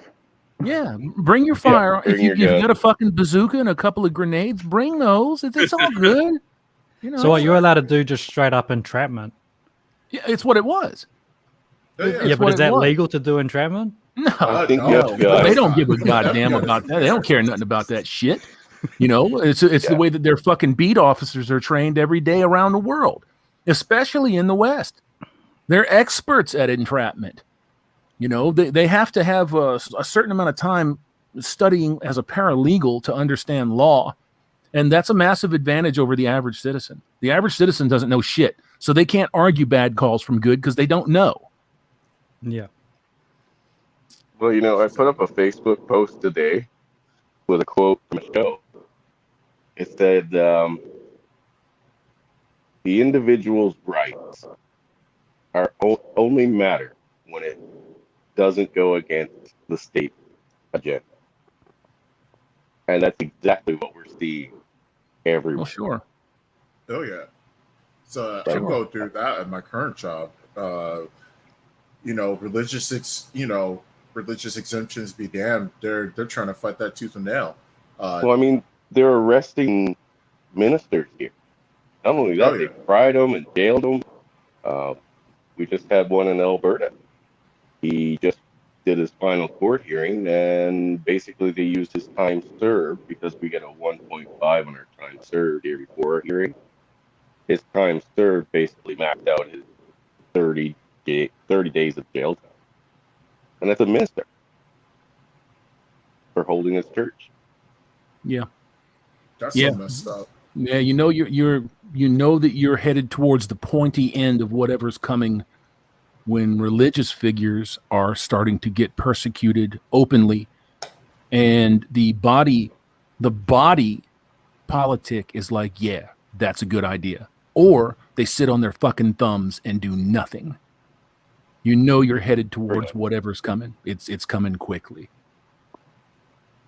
1 hour and 18 minutes. Absolutely. 227 of you madcaps in this motherfucker watching all these degenerates just talk shit. Thank you very much. I appreciate all of you. It's wonderful as usual. Is there anybody in here that's got something to say? What's up? How long are we going on this live stream? Because probably a couple of hours. Why? Pop and Blake are doing one tonight too. Go ahead and go, bro. If you got to go, go. I'm gonna jump out the chat and get back in the live stream, but I'm gonna go have a smoke. All right. All right, my man. All right, Yo, continue. All right, peace out. Speaking of degeneracy, you know how earlier we were all talking about like the quote unquote bisexual Superman, but really he's just gay. You know, this makes me wonder. There should be like a parody comic of like the kryptonite butt plug or some shit. I'm just saying, like, I wouldn't even be surprised if they did that officially. You're giving them ideas. Superman, look, you wouldn't believe this, but as soon as I saw this bullshit, I thought about that. Oh yeah, me too. I thought that would be a perfect fucking way. And these motherfuckers be like, you know, somebody's going to try to be all sly and shit, and they're going to get close to old Soups and going to be like, hey, man, I love you, man. Your chest is so bulging and all of that shit. And they slip a goddamn kryptonite condom on the motherfucker and throw him off a boat. Bro, great minds think alike. We need to start making comics, brother. Yeah, I thought about the same fucking thing. How and it fits their mindset too, because they're all a bunch of fucking perverts and degenerates. Exactly. They're all a bunch of fucking weirdos. But they don't really buy comics anyway, right? So it's no, they support nothing. All they are really is mindless fucking drones that run around on Twitter and try to flame everybody that doesn't agree or toe the fucking line. They are the perfect worker bee. Yeah, they're the perfect worker bee. Feed me information, tell me what to do, and that's what's going to happen. They don't think about consequences. They don't think about why. They don't think about who it affects. They don't think about anything except what they're told to do. They don't have a brain, folks. They might have a cortex, but they don't have nothing else. A brain stem, but there ain't no gray matter up there. Caitlin McIntyre, kryptonite butt plug. Yeah, that probably may become a thing in fan art. It probably already is. Mm-hmm. Did any of you guys get Steven Crowder's stream the other night? The one got no, I did not catch it. Again? Oh, I watched that. That was actually my blood was boiling. Break it down. Dude. Break it down. My state is absolutely fucked. And he had Dean Cain on. Basically, nice. What happened is there's in Loudoun County, which is the upper north, closer towards DC. So you got like Fairfax, Sussex, and a few other places mixed in between there, right? A male student. I'm trying to make this make sense. A male student who identifies as bisexual was wearing a skirt and assaulted a woman or another female student in the bathroom after he took a shit. Then the school covered it up, and when the dad found out, like, this is what happened. The school calls, says, "Hey, your daughter, there was an incident." He gets there, figures out, come to find out, oh shit, well, we're gonna go file a police report and gonna go get a kit done. Gets all that done. School trying to figure out what the school gonna do about it. Oh well, you know how schools are, bullshitting. Yeah. Then proceed to just sweep it under the rug. Another girl gets assaulted after that. No. Wow. No kidding. And it's the fucking dumbest shit, all because he identifies as bisexual and maybe a trans person. And they didn't call it rape, did they? The school didn't even admit. In fact, one of the people at the school said, and I quote, "We don't have any sort of rape going on here at the school." And all I could think was like, the fuck is this shit? And this is the case that Merrick Garland is using to prosecute parents as domestic terrorists. Yeah, I think Merrick Garland's goddamn head is going to end up on a pike if that motherfucker's not careful. Oh yeah, it's so fucked up. A lot of people don't see how much of a powder keg is going on in this country right now. People thought January 6th was crazy. Keep pushing people. Everybody has a limit. And Let me tell you a lot of guns in this country. Your fucking government understands it, because that's why your government is trying to demonize and weaponize school boards. They understand it. They're trying to move to the local and state levels right now to get these populations under control, because the population is starting to lose their fucking minds. And this stuff is not going to end well. It's not going to end well. I think what's funny is that a lot of people forget how this country was founded. We threw tea in a harbor because we didn't want to pay more tax money onto fucking T. And you don't think that people aren't going to overthrow the country because you're fucking with their kids? Yeah.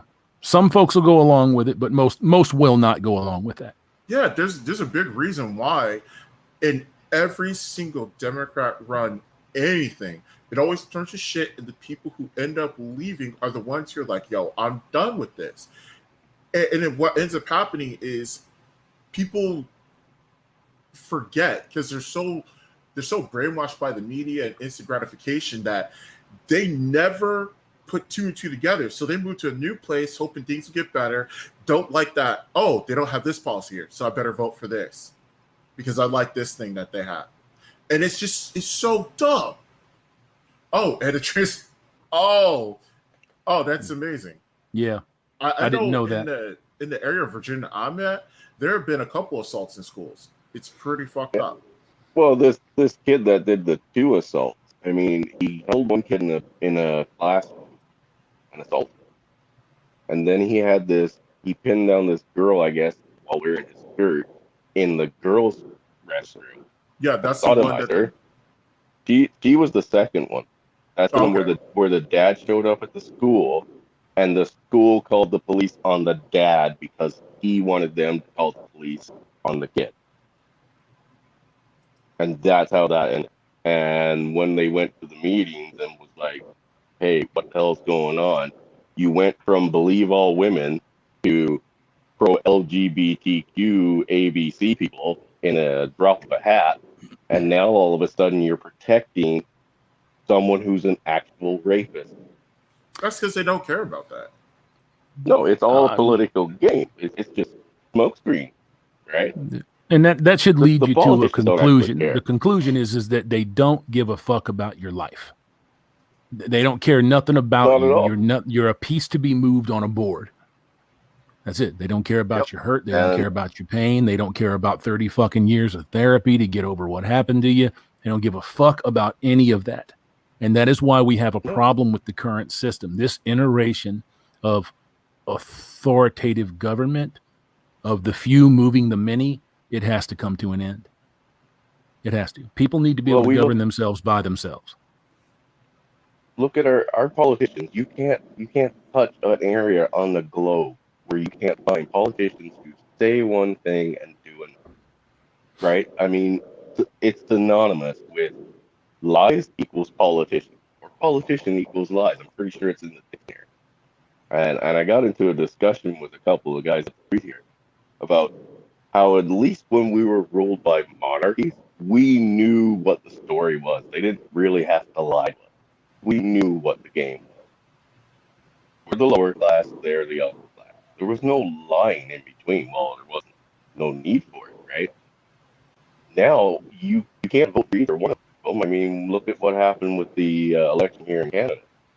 Our conservative guy got close to looking like he was going to win, and then flip-flopped and started following everything that the Liberals was doing. Yeah. Because he knew that the people that were paying the Liberals were going to start paying him. Yeah. Well, you might as well look in the Cayman somewhere for a very large bank account that just popped up. Yeah. Pretty much. Yeah. Because that's what happened. Our conservative views were thrown out the window, and now we're basically running Liberal Party propaganda. And there's a saying that the further the left moves, the right just takes up the old position of the left. It's true. I totally believe that. Yeah. That's true. You look 10, 12 years ago, 5 years ago, the shifting of what they call the Overton window is massive. It's massive. You know, they keep saying that anybody to the right of Stalin is considered to be a fascist, you know, or a Republican or a right-wing extremist. It's worse than that. It's worse than that now. Definitely. It's one of the things that, especially in my own family, being a black man, when 2016 was a hell of a ride. Talk about uninvited from Thanksgiving, Christmas, excommunicated from family gatherings, called everything short of being, Hitler himself, all because I pulled the lever for the other guy. man. And Let not me tell you something. You know, the walking pantsuit. Let me tell you something. I lost about 40, I would say, fairly decent acquaintances and friends, and 25 of them were black. When I pulled the trigger for Trump, I made it known. I wasn't hiding anything. I was shocked. I was shocked. Yeah. I didn't think it would be that way because my family, especially on my dad's side, always said one or two things. You're always family. We love you and all this stuff. Yeah. And then I saw their real colors. I'm like, y'all would rather. I got called everything from ignorant, or I hate myself, or I've got internalized Hugh White pizzas. Exactly. Yeah. It blew my mind, and I'm like, these are the cousins I grew up with, and you're saying this to me like you don't know where I've been and where I've come from. And when I explain to you my position rationally, all you have is an emotional response. And I don't understand why so many Black people must hold on to this victim mentality with such vigor. I'm like, at what point are you going to build yourself up and go out and, you know, fight for what you believe in, other than chanting Black Lives Matter and sitting at home posting black squares on Facebook? Maybe it's that actual genuine fear of cutting the cord and being, you know, dependent upon yourself and not welfare. And I'm not saying that everybody black or everybody white is on welfare, but a large majority of people are. And the unfortunate part is that majority inside the minority community, they run the culture. Oh yeah, that's actually what kind of, so if you don't mind, I can explain how I go on ahead. Basically got red pilled or woke up to the MGTOW sphere. I had just been accused for the second time in my life of sexual assault. And I was this close to sitting in prison. If it was not for a closed circuit television catching the entire encounter, I would be behind bars right now. Wow. That is so fucked up. And there are so many other. Oh, I'm sorry. I didn't mean to interrupt. I just want to tell you, I'm so sorry you went through that. I actually know people personally who like almost, I'm not kidding, like they had to prove their innocence. And in Canada, it's even worse. You are literally not allowed to prove your innocence now, especially after the whole Jian Ghomeshi case, which, I mean, I don't know if anybody here even knows who he is. I barely knew. We know. Oh, you do? Yes. Okay, I'm very happy to know that. And yeah, like they literally passed laws that made it harder for men to prove their innocence. Like people, like this is the reason why I just can't stand most people in society, because it's like people are okay with the fact that men, they're not presumed to be innocent. They never are whenever they're accused of anything like this, and I just find it so disturbing. And what is that called? Let's take a break there. What is that called? Gynocentrism. That's correct. Go ahead. Yes. But anyways, so, I'll let you finish, my friend. Okay. So that's what really kind of woke me up. At the time, I was very much the pinnacle of everything. It's like white man's trying to keep me down. I'm oppressed because of the system. America's racist and all this stuff. And that woke me up. I'm like, why does this keep happening? I'm doing what I'm supposed to do. I'm respecting women. I'm the considerate. I'm the gentleman. But I get told things like, oh, you're like a brother to me. I had a girl at one of my my first time being a manager in any job. Interested in her, want to date her. She hooks up with some, the bad fuck boy.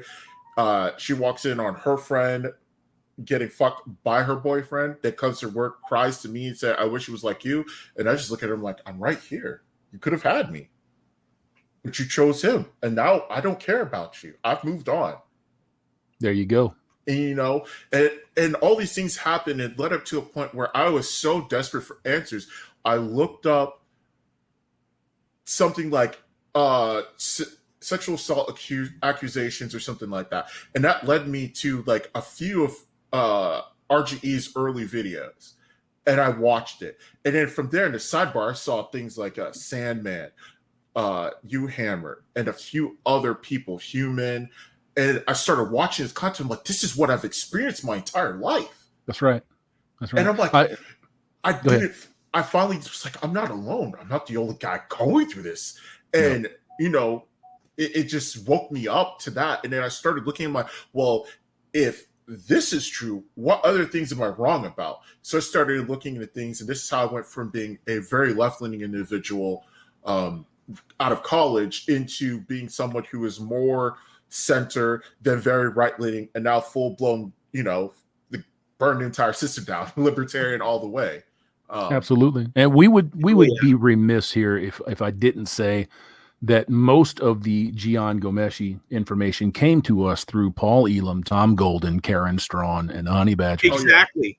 So that's how I came across it. I binged so much of Karen Strawn's videos because at the time I was looking for, like, there was no place to go for men to help. You know, I post on forums, I'm like, I have these issues. I got blamed for, it's because you play video games. Like somehow, you know, this is why I'm not getting any or whatever, or why I'm still single at the age of 33. If you would just do what they tell you to do, bro, you could get some of that pie. That doesn't work. Just be a slave. I've gotten more attention. I've gotten more attention by being indifferent and wanting to be left alone. And it blows my mind. And I realize, and I've seen this play out in my own family, which really, like, I was more of like the red pill community MRA for a little bit. Then I went to full-blown MGTOW to being like, you know what?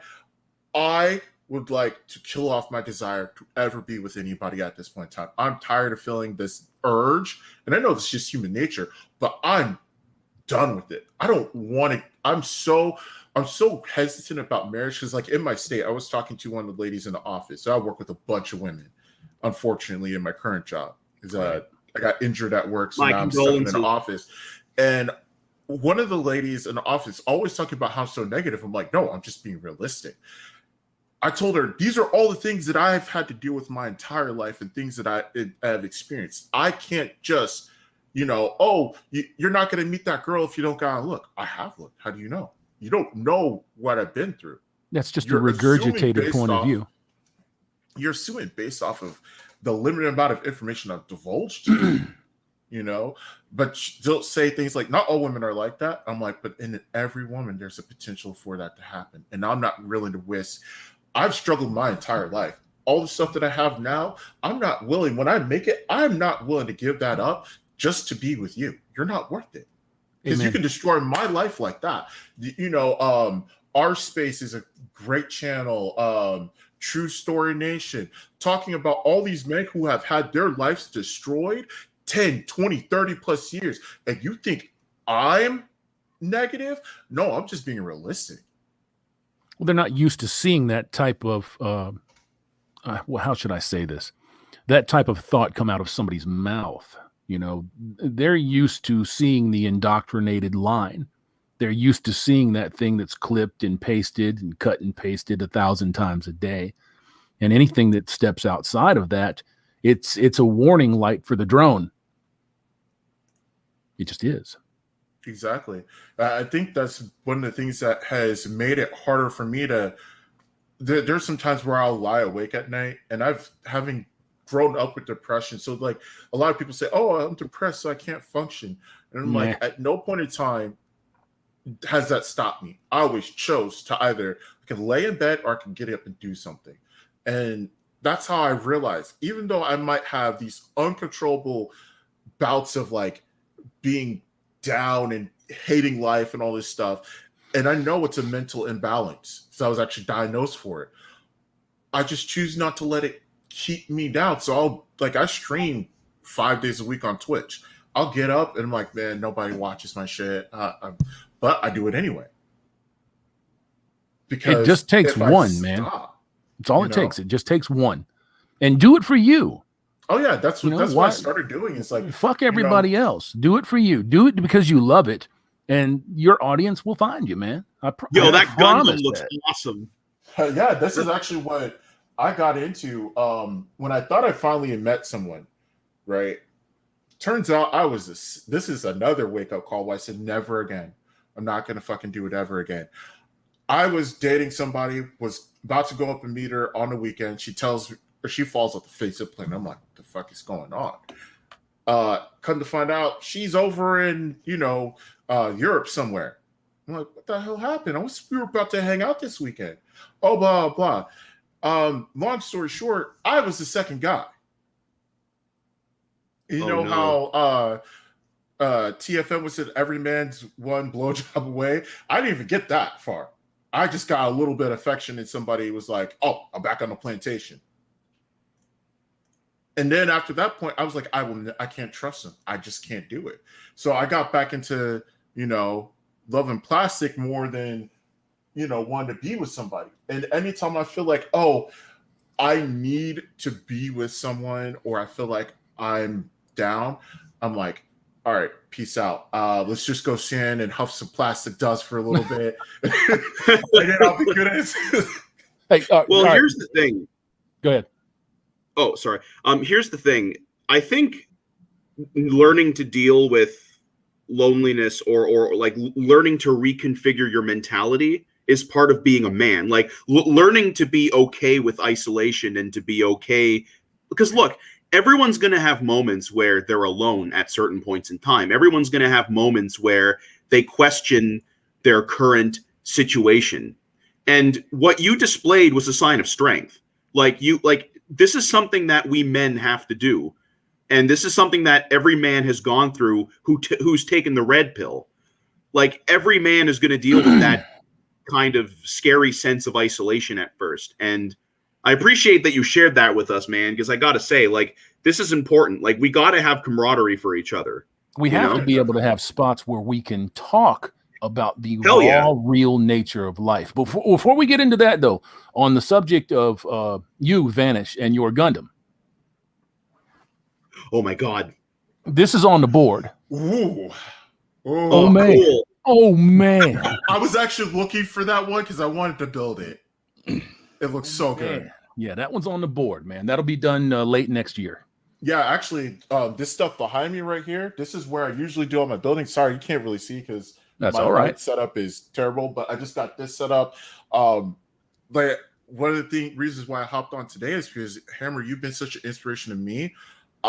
It's definitely kept me pushing. Almost every time I'm feeling down, it's almost like God just she's like, you need to see this.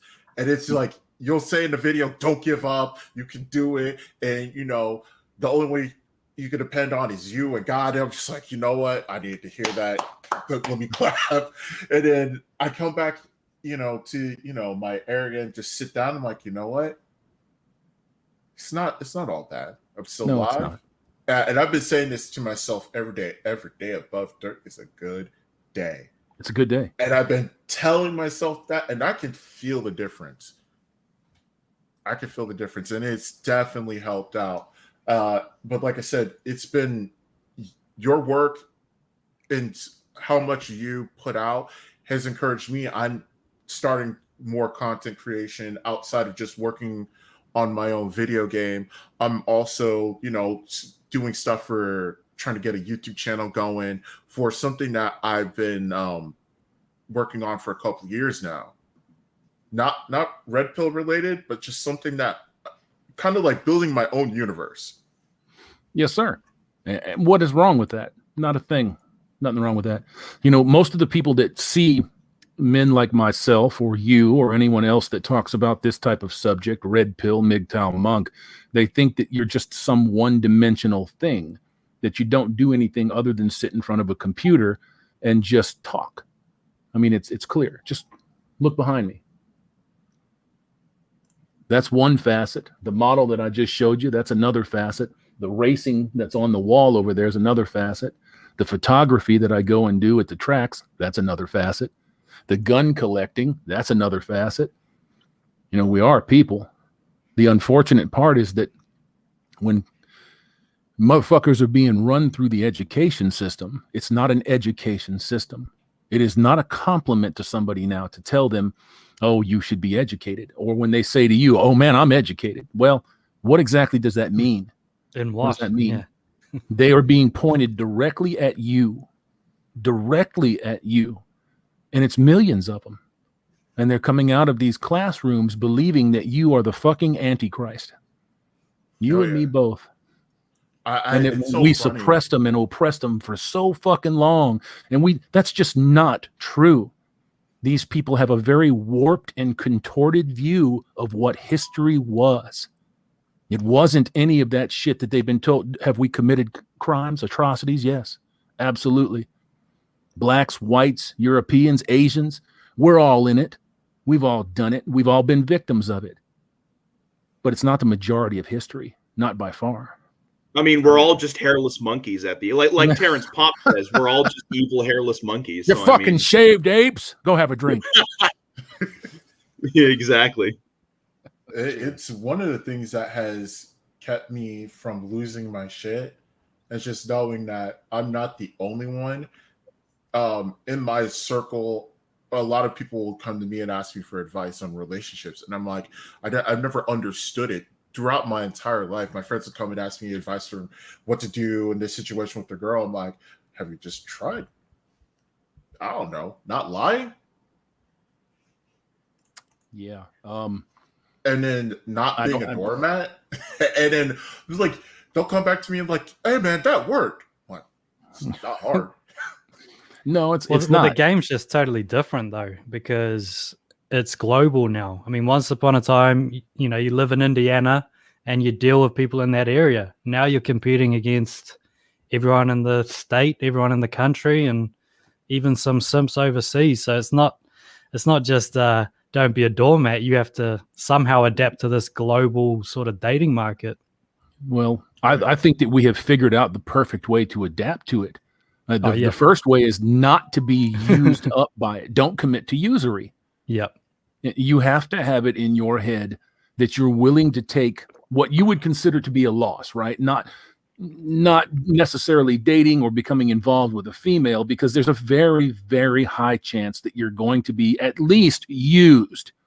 That's minimum used. And at most, you're going to lose 18 to 21 years of your life. You could lose your freedom. You could lose your actual life, your existence, everything that you are or will be. Plain and simple. So don't participate. There isn't a better way, because the people that are sitting on top of all of the books, the people that are sitting on the laws, the one motherfuckers that write it, the ones that indemnify you with this bullshit, they're not going to change it. They're not going to change it until it gets to critical mass. Do you think going back to like a fault-based divorce is that enough, or is that just a start? I think that's a start. Yeah. It's a start. Yeah, because you have to be able to assign fault. If you decide that you're going to enter into an arrangement where a state gives you license to marry another human being, the absurdity of that statement, it can't be lost on anybody listening. It can't be. It is a disgusting way to live. But that's only because they get benefit from your union. They get benefit from the children that come from your union. And we are all just stock receipts. Everybody has to know that. It's a harsh reality for people. They don't want to accept it. It's hard for them to know this shit and continue to live that blissful life of ignorance. Yeah. That I actually saw this play out in real time. It was funny. My sister got married and her husband, and I would talk to my mom about it. I'm like, yeah, they're not gonna last. My mom would be like, what do you mean? Well, I see this problem, not wanting to compromise, all sorts of little problems I would see with my sister, and what little bit I knew about him. And I'm like, their relationship is built on a shitty foundation, so it's not gonna last. And within about 5 years, or around, well, actually no more, like around 7. Close to 7. Yeah, so around where the 7-year itch hit, everything fell apart. And I don't think, I hear one side of the story, but I'm like, it takes 2 to tango, right?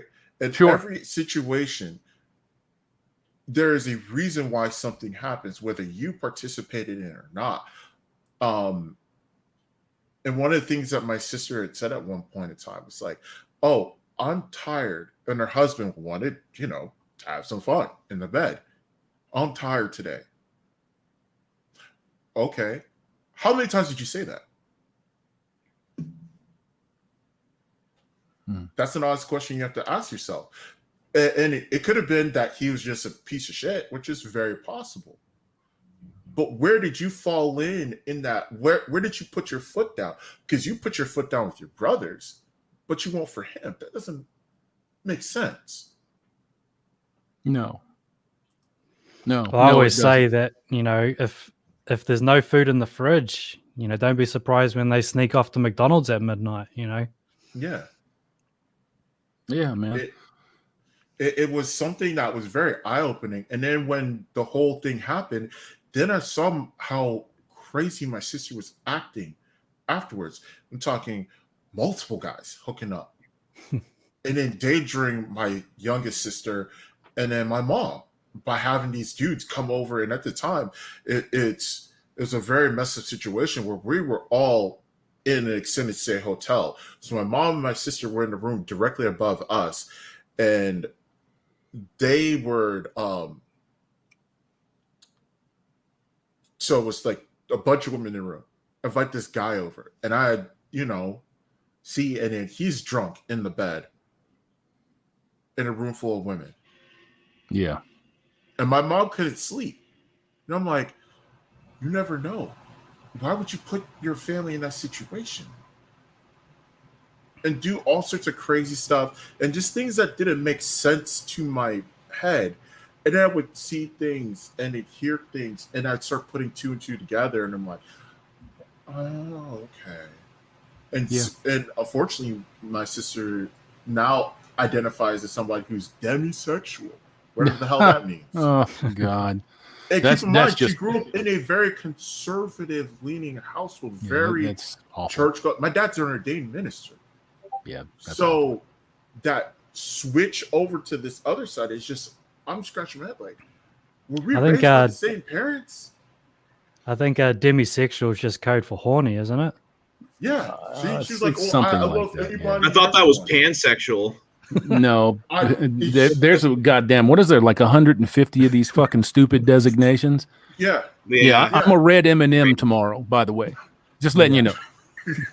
Let's get to the chat real quick. Colin Pemberton at Hammerhand, what do you think would be the best way to combat this pathetic simp mentality in our culture? There's not going to be, in my opinion, now I can't speak for anyone else, there's not going to be any way to combat it except to just live a better life. Live a better life. Don't ever be afraid to speak. Don't ever be afraid to say what is on your mind. Don't change your opinion because you think that somebody is going to become irritated or bothered or because you'll lose a job. You cannot do that. The second that you compromise your ability to speak freely, you're done. It's over and it's toast. You don't have to sit there and tell somebody that they look fat in that fucking shirt. You don't have to tell somebody, nah, bitch, no, go change your nails. That don't work. You don't have to tell your boss that his wife's cheating on him if you know about it. Just don't compromise your morals and your ethics. You know, but you first have to know what morals, ethics, values, and principles are. And I tell people, don't look at the tsunami of these fucking simps that are out here that are just jockeying for position to get into some fucking gash. Don't look at them. Look at yourself. Take care of you. Some of those people will learn by example. Some of them will be saved. Some of them won't. Everybody's not going to come on the ride with us. I'm telling you that right now. I would probably just say invest in yourself. Don't be that, you know, that walking wallet that gets used, because if you invest in yourself, that's you putting that power in yourself. You're not paying for Valentine's Day and all this other crap. I agree. Yeah. But then, you know, you've also got statistically between 70 and 80% of men that are coming out of single mother households over 30 fucking years. So they're going to have a very hard time finding out who they are. When we talk about what morals, ethics, values, and principles, they don't know what the fuck that is. Yeah. They have no idea what that means. So it takes some time to grow into those concepts. Yeah, you just hope that they don't get like too messed up before they finally wake up, sort of thing, because that's part of the problem, right? If they've got that kind of foundation, all it takes is for them to, you know, go out into that dating market blind, and they might not ever be able to invest in themselves. True. I mean, one fucked up experience they can get locked away for a quarter of their life. Let me hit the chat real quick. Caitlin McIntyre. Wouldn't you say that's why it's important for us to date until we find someone we're attracted to, so withholding sex doesn't become an issue later on? I don't view it as withholding sex. I view it as having some virtue, real virtue, and that comes in the form of a hymen. That comes in the form no hymen, of no diamond. Virginity. No hymen, no diamond. You see, plain and simple. That shit rocks on both sides of the divide. Men don't understand it. Women don't understand it, and that is intentional. It's intentional. On the woman's side, your morals and ethics and values have been robbed from you, and they've been replaced with things that are absolutely fucking disgusting, and you've been told that it's empowerment. It's going to be very difficult for a man or a woman to find this out here today. It's going to be very difficult, very hard. Like I said, these are the lost generations. Go ahead, bro.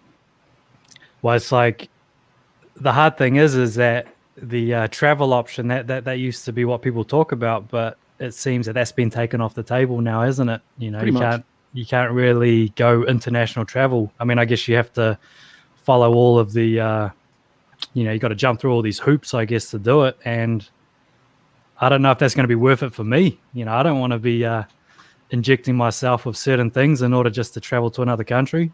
No. For me, I thought about that instantly as soon as this came up, and my thoughts on that were just like yours. If I'm not allowed on an airplane because I don't coercively or forcibly take poison to my body against my will, then I just won't be flying. If that comes on a boat, I won't go on the boat. If that comes going into a supermarket and they try to starve me out, they're going to have a hell of a problem. Well, that's a dangerous game when they start doing that. Yes, it is. It's headed that way. And that's something that I've noticed is the unrest in people, especially in California, is kicking up to another level that, again, history has shown, when you look back through history, the number of people who get compressed, and eventually a powder keg forms, and any sort of pressure or destabilizing factor causes a massive explosion. The French Revolution was due to the upper class putting so much tax burden and oppression on the lower class that the lower class said, there's more of us than them. Let's just kill them. Yeah. And at the end of the day, the same thing is true here in the U.S. There is more people who are getting more angry, and they're saying the quiet part out loud. Stop now, or this. Are you talking about us? Yeah. I'm saying, yeah. And that's a lot of people, like I've been saying this at work. One of the things early on, I'm like, I already told them, I'm not going to get it because I have beliefs that are against that. The fact that one, Pfizer, Moderna, and Johnson & Johnson all use aborted fetal tissue in the creation of this vaccine. Yep. I don't want to touch it. That's a non-starter, Bubba. That immediately. Nope. Why would I support what Margaret Sanger started? Nope. That speaks to you more than it speaks to anybody else on this panel. And that's the thing. When I tell people that these are things that I have, and I pointed out, like right now I'm going through that with my job because it's tied to the government. I filed for a religious exemption, and by the state in our Constitution, separation of church and state power, meaning that the state cannot dictate whether my beliefs should force me to adhere to something the government wants me to do. And people are like, well, you work for the government, therefore you lose. No, you don't lose that right. People have given it up. It's as much as you want to fight it. And I already told the people on my job, look, I'm ready to quit this job anyway. I don't like any of you. I'm not respected. I'm not treated well. I know the distribution manager for my distribution center. He's already tried making passes at me. Dude's whoa, man. Fuck that. Yes. Whoa. And I've made complaints about it. They've done nothing. Because again, it's that he's part of this group. So he's and I explained this to somebody at my job, one of the ladies. I'm like, see, you don't understand how bad it is for men. White men are the lowest. Then it's black men, and then it's white women, and then it's black women, and then you go up that stack. In that stack, because men are the bottom of it, regardless of the position. But let's be clear though, it's conservative men at the bottom. Let's oh yeah, yes, let's just yes. No matter what your color is. That is very true. But I was saying this because this is a bless her soul, black woman who was a single mother, and the dude that she's currently married to has been trying to get with her for ever. I'm talking 10 plus years. And now that she's gotten desperate for not to be alone, finally relented. And I'm just sitting there like, I already know what's going on. But I was saying all to say, with this whole situation, I was telling her, there's nothing that I can say that will make this matter to the company that says, oh, we're equal opportunity and there's no place for harassment when the DCM is a gay man. Yeah. Well, the same thing happened to my nephew at UPS. There was a shift leader that was going after my nephew, and she was being very, very inappropriate, highly inappropriate. And he blew up in there one day and told her to get the fuck away from him. I've told you 100 times, I don't want to fuck you. Leave me alone. And it still didn't end after that because they were protecting her. Exactly. And that's the thing that bothers me. He's asking things like, hey, man, how much you weigh? Huh? Ask that. Yeah. What the fuck? What the fuck is that about? I'm walking to take care of some business. And he stops me. Hey, man, how tall are you? How much do you weigh? And then, like, one day, I'm the only person in the office. He walks by. Hey, it's really quiet in here. So me and my husband, blah, blah, and I heard you like cars. Would you be interested in coming over to see it? And I'm like, oh, God. No. He has a husband? Bro, he tried to get you into a threesome, dude. Bro. Yeah, no. This is something that I heard through the grapevine that he's always wanted to do with a black man. No. Oh, God. And for some reason, and I've had this experience so many times where these gay dudes always try to like slide into the DMs. And I'm like, I don't back for that team. I only like XX chromosomes. That's it. That's it, homeboy. Yeah. And even then, dude, he was trying to run a cuckold simulator. Yeah. No, they're fucking big on that shit, man. Welcome to the stream, MGTOW Cowboy. You on there, Cowboy? Uh-oh. Get that mic fixed, brother, and then come back in. But yeah, that's just one reason. Now I'm dealing with a lady who, my department manager, is the kind of person who brag about, I have been promoted, therefore I no longer have to work. It's time for me to take it easy. Bipolar as hell. Can't decide which way she's coming or going. And just makes my life hell. Yeah, I believe it. I believe it.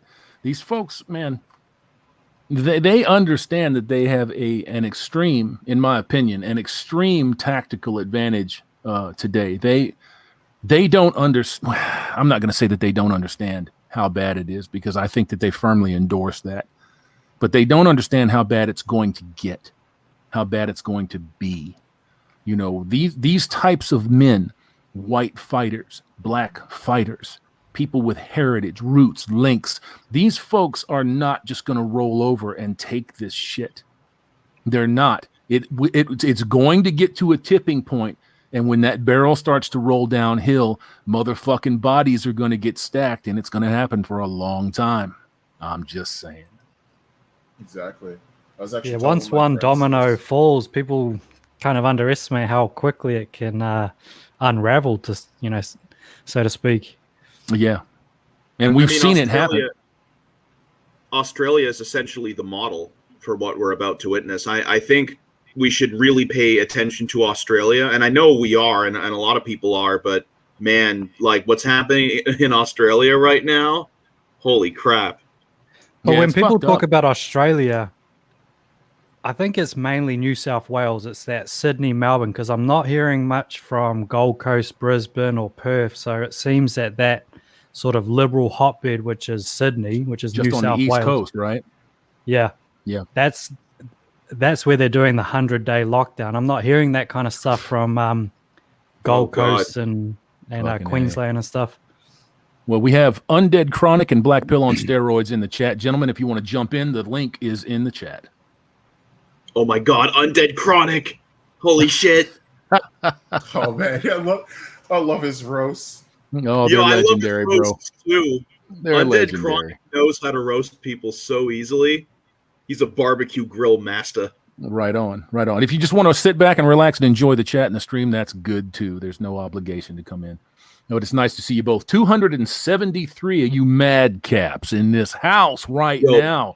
Appreciate it. By the way, I got to tell you guys something absolutely hilarious. Oh, man. If it's sexual, keep it to yourself, man. No. No,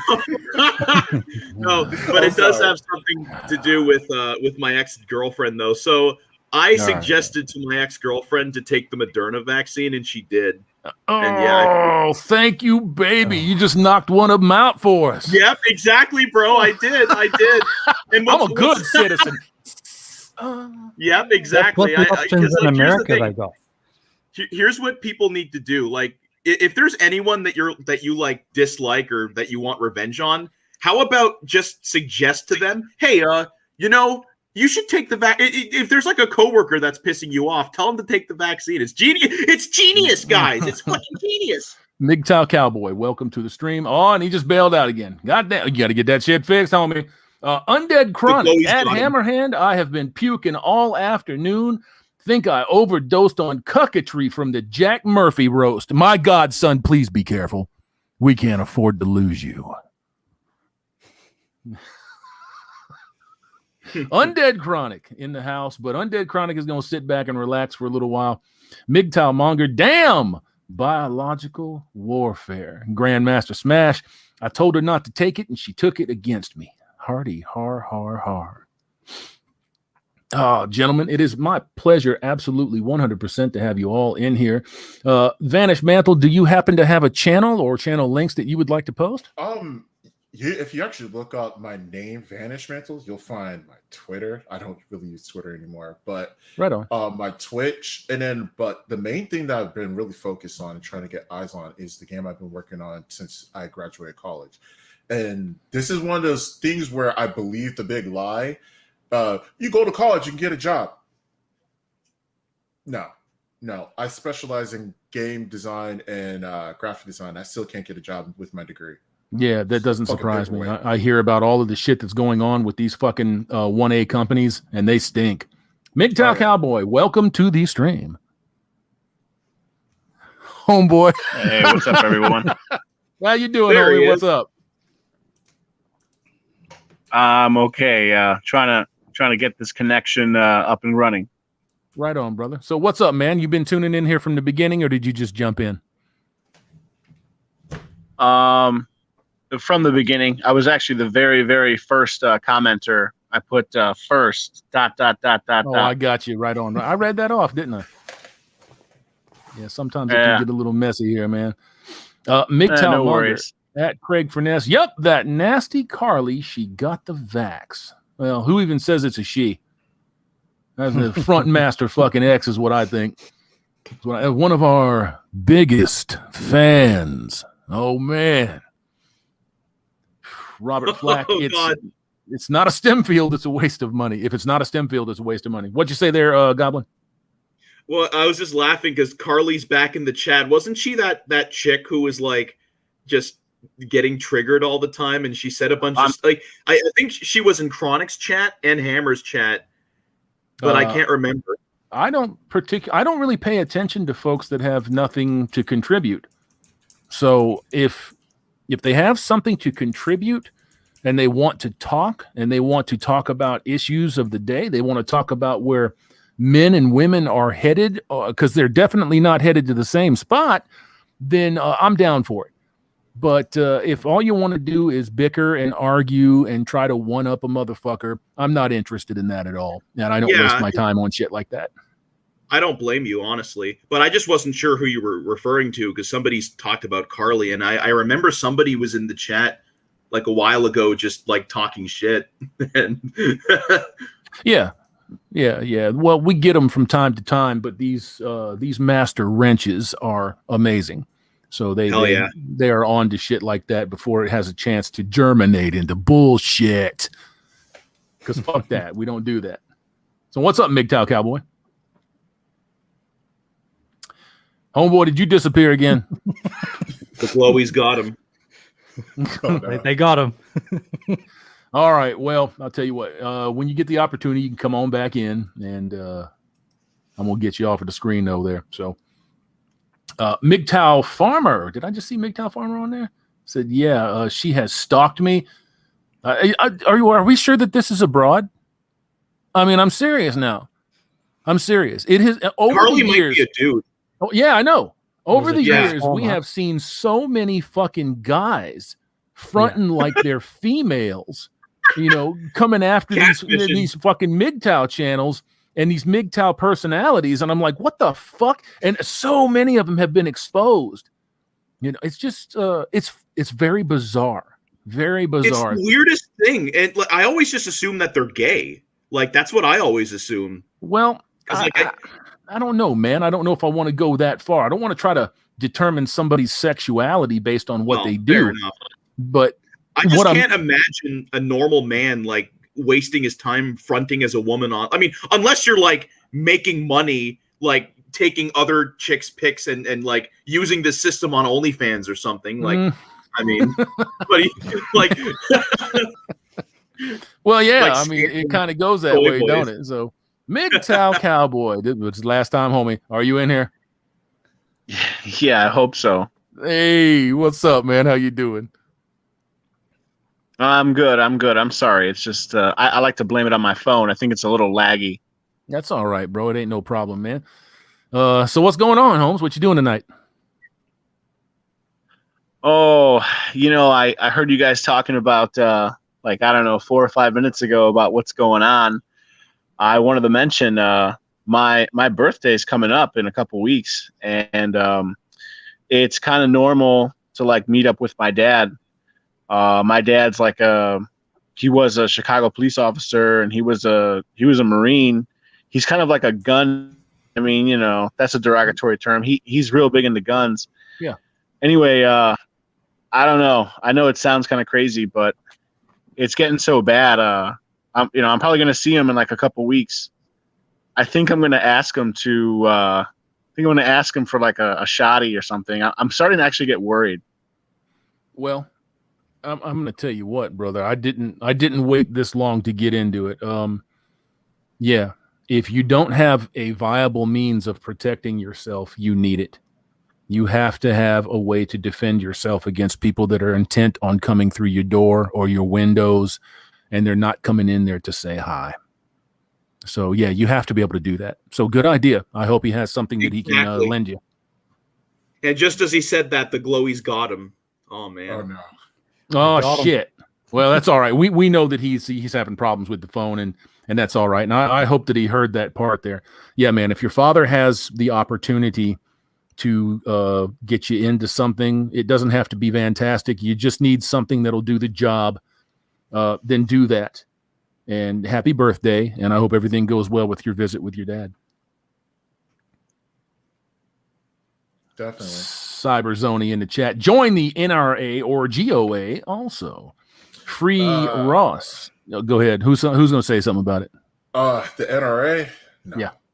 Yeah. No. They're getting there, bro. It's becoming a problem. The NRA, all right, so a lot of people, all right, so Trump, I feel like messed up on two things. Major. One, the bump stop. But that was pushed by the NRA. A lot of people don't know this. The NRA that was fucking dumb to get the bump stop banned because it competed with their interests. Yes. Their financial interests. Yeah, of course it did. Because they were trying to release a system similar to that. So they wanted to capitalize on the system. Yeah. That was just fucking dumb. So Dragon Seguis. So Pop or Hammer? Hardest decision this week. Send a week in a week. I can't read that one, but why not both? Why not both? You ain't got to pick. We both going to talk to you. All right, gents. Wesley Brown, a nasty hoes. And it jumped right when I said nasty hoes. Nasty hoes with steaks in their drawers. Oh, man, what a fucking visual. That's fantastic. Michael Bertisgaard, greetings from Denmark, gents. Take a look at Better Bachelor's latest upload. He's reading and quoting of an Aaron Clary's latest article, so very informative of what's coming. Well, if you guys want to hop on over there and check it out, be my guest. Have fun. MGTOW Monger, bump stocks are not too accurate unless you're firing into a crowd of, I won't mention that one, but a crowd. We'll just say a crowd. How about that? Caitlin McIntyre at JD Hensley, you can say that, but if I view them as friends and not all that attracted to them, that's still a problem. Well, I jumped in on the backside of that conversation, so I can't give you an opinion on it. MGTOW Cowboy, sorry guys, my internet connection was bad. That's all right, bro. It's good, man. I hope that you heard the answer that we gave. And yeah. Hold on. Americus DeVille now has some advice for you. There it is. Drop a dose. There you go, man. Drop a dookie. So I think unless we got anything else to say here, gents, Casual Bachelor, what would you like to say, sir? You want to give your channel info? You want to tell people who you are, what you're about, where to find you? Just Casual Bachelor. Simple as, you know. There you go. No, it was just good to just finally talk to you, Hammer. Like I said, you know, I've watched pretty much all of your content from day one, and you know, it almost felt like I was talking to like that you were talking to me as like an older brother, or you know, saying along those lines. And yeah, it was just, you know, it's good to, you know, have talked to you like this. So thanks for the opportunity. It's my pleasure. It always is, and it always will be. Unless you try to do what these other motherfuckers do, you know, I'm not going to be MGTOW anymore. Fuck all of them. They were wrong from the start. And then you go somewhere else. Yeah, but I don't think that you're going to do that. No way. Yeah, man. Brother, I just always try to be as relatable as possible. You know, when I'm looking into this camera, it's a little on the odd side, to be honest with you. I know that I'm talking to a lot of people, and I always try to treat these folks like they're my friend, like they're friends, and that I'm talking to them honestly. I wouldn't talk to my son or my mother or the people in my life closest to me any differently. And I think that comes across in a different way, because a lot of people are disingenuous, and it's ingrained in them. They don't realize how disingenuous and programmed that they are.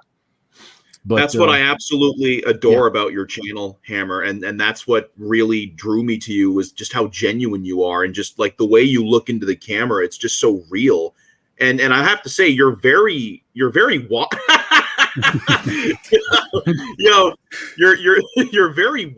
Like, you're very fatherly. You know, like you clearly have quite a bit of wisdom, and. Well, as soon as my ego gets back, I'll put it back in my body, and you know, because it just floated off.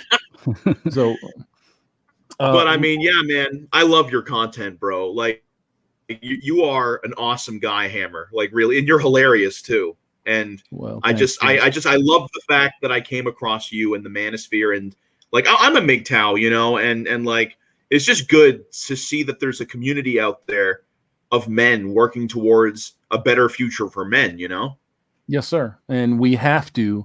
And we even when this gets harder and people really start to come down on us, because they haven't started to come down on us yet. They think that banning channels is going to chase you off. But when this starts to get really difficult and really hard, that's when it's going to matter the most. Because then we already know what this is. Most of us do anyways. But when they start jailing you for your thoughts, and they start jailing you because of what you say, and you start committing crimes against the state because of what they have deemed to be criminal, which is your free speech, that's when it's going to matter the most.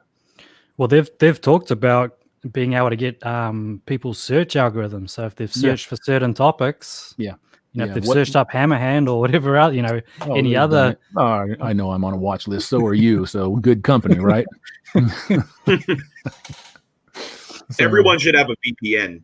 Everyone should have a VPN. Yeah, I'm running on a VPN right now. But they will. Same here. They will go after the VPNs very, very soon. I promise you that. I've already run across issues. Social Blade is one of them. Y'all know what Social Blade is? Yeah. Yeah. I've gone to Social Blade before using a VPN and it won't let me in. You got to turn the VPN off to get access. Really? Yeah. I do know that there are some people that are working towards making VPNs that are better equipped to handle that type of shit. But I do know that all the mainstream VPNs, they all have issues like that. But basically, you're dealing with proxy blockers, and it's really sad. Yeah, I think that it is. These people, these corporate entities, they have no business knowing what I search for. If I want to search for G.I. Joes, if I want to search for waifus, if I want to search for TVs, cars, bullets, guns, it's none of their fucking business. It's none of their business until they decide to inject themselves into it and make it my business or their business. And then you've got a problem. And the problem is not just overreach. It's not even creeping tyranny. It's full speed ahead authoritarianism and tyranny. And we have to watch out for that. Now we got to be very, very mindful of what's going on. So, Goblin Slayer, my man, what's going on with you? Well, not much, man. Not much. I'm enjoying this awesome conversation, bro. And I gotta say, it really is an honor to be here, my friend. And I like the fact that I'm finally able to talk to you, man. This is awesome. I appreciate you, brother. Do you have a channel or any kind of links that you want to drop in the chat? There's this really awesome guy on MGTOW.tv called Big Brain Nibba. That he's me, by the way. And yeah, yo, that guy makes the best content ever. He makes really. We're gonna have to check that son of a bitch out then. Drop them links, man. If you've got them, drop them links. Oh, how about shit, you? Yeah, I gotta do that, Mr. Vanish Mantle. How are you doing? Hammer, I wasn't even expecting you to be doing this today. So I had actually hopped in earlier and I was at BK. My sister was working and I got some food and I was like, oh shit, Hammer's live. So I'm just listening like usual. And I saw it post a link. So I joined and that's why I left earlier. Right on. Because I was like, I can't just join on my phone. I need to get home and actually stream or get on the stream in a way that's very respectful.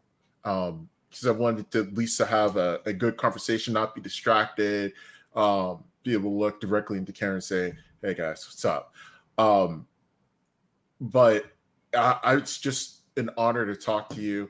You've had such an impact on my life in terms of keeping me from going over the edge. There was a point in time where I was in some dark places. In a couple of your videos, hey, don't give up. Don't do it. Every day above dirt is a good day. It's a good day, and I just think back to that and I'm like, you're right. It's a good God's day. not done with me yet. So I gotta keep pushing. Yeah, it's a good day. I'm gonna tell y'all a story real quick before we jet. I didn't mean to cut you off there, man. Go ahead, finish up. Oh, okay.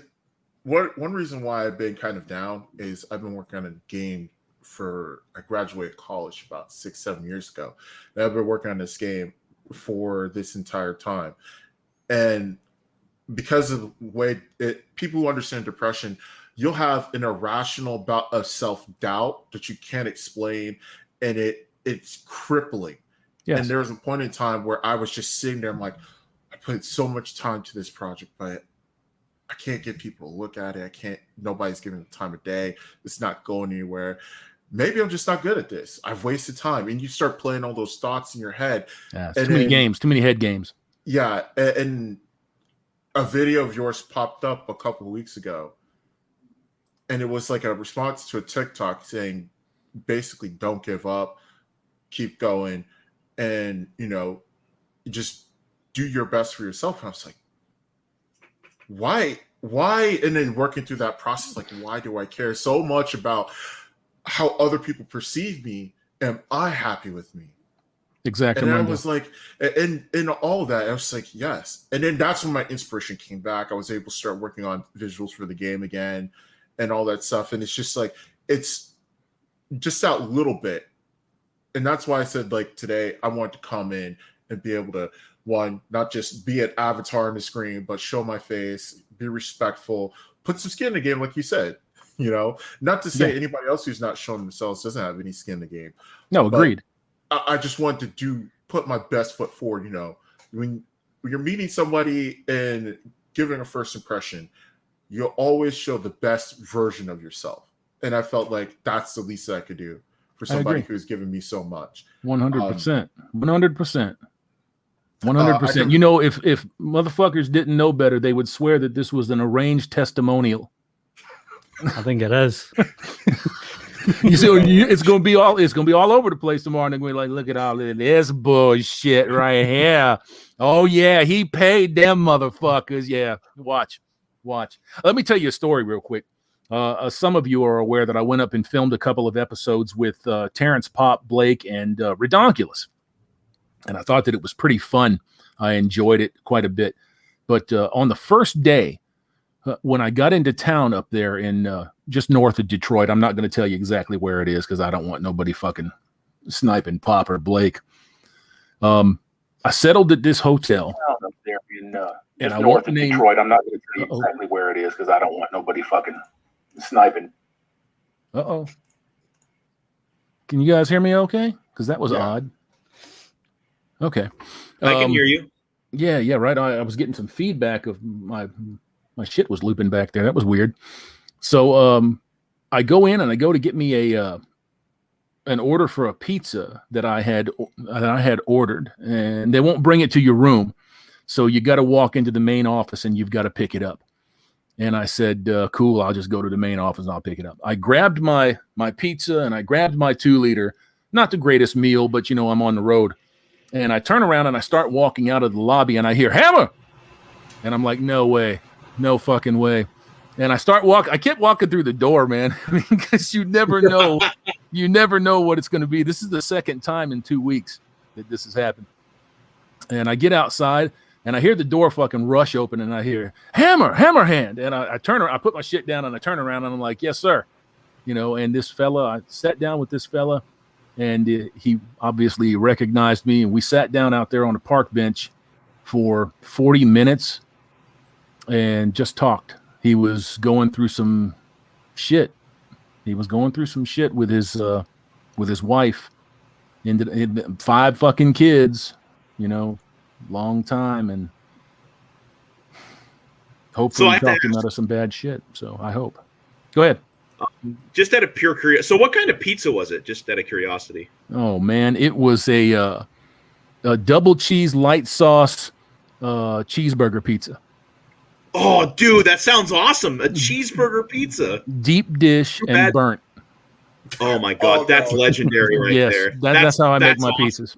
Hey. Oh, my God. I spent about 10 years in the business. So, yeah.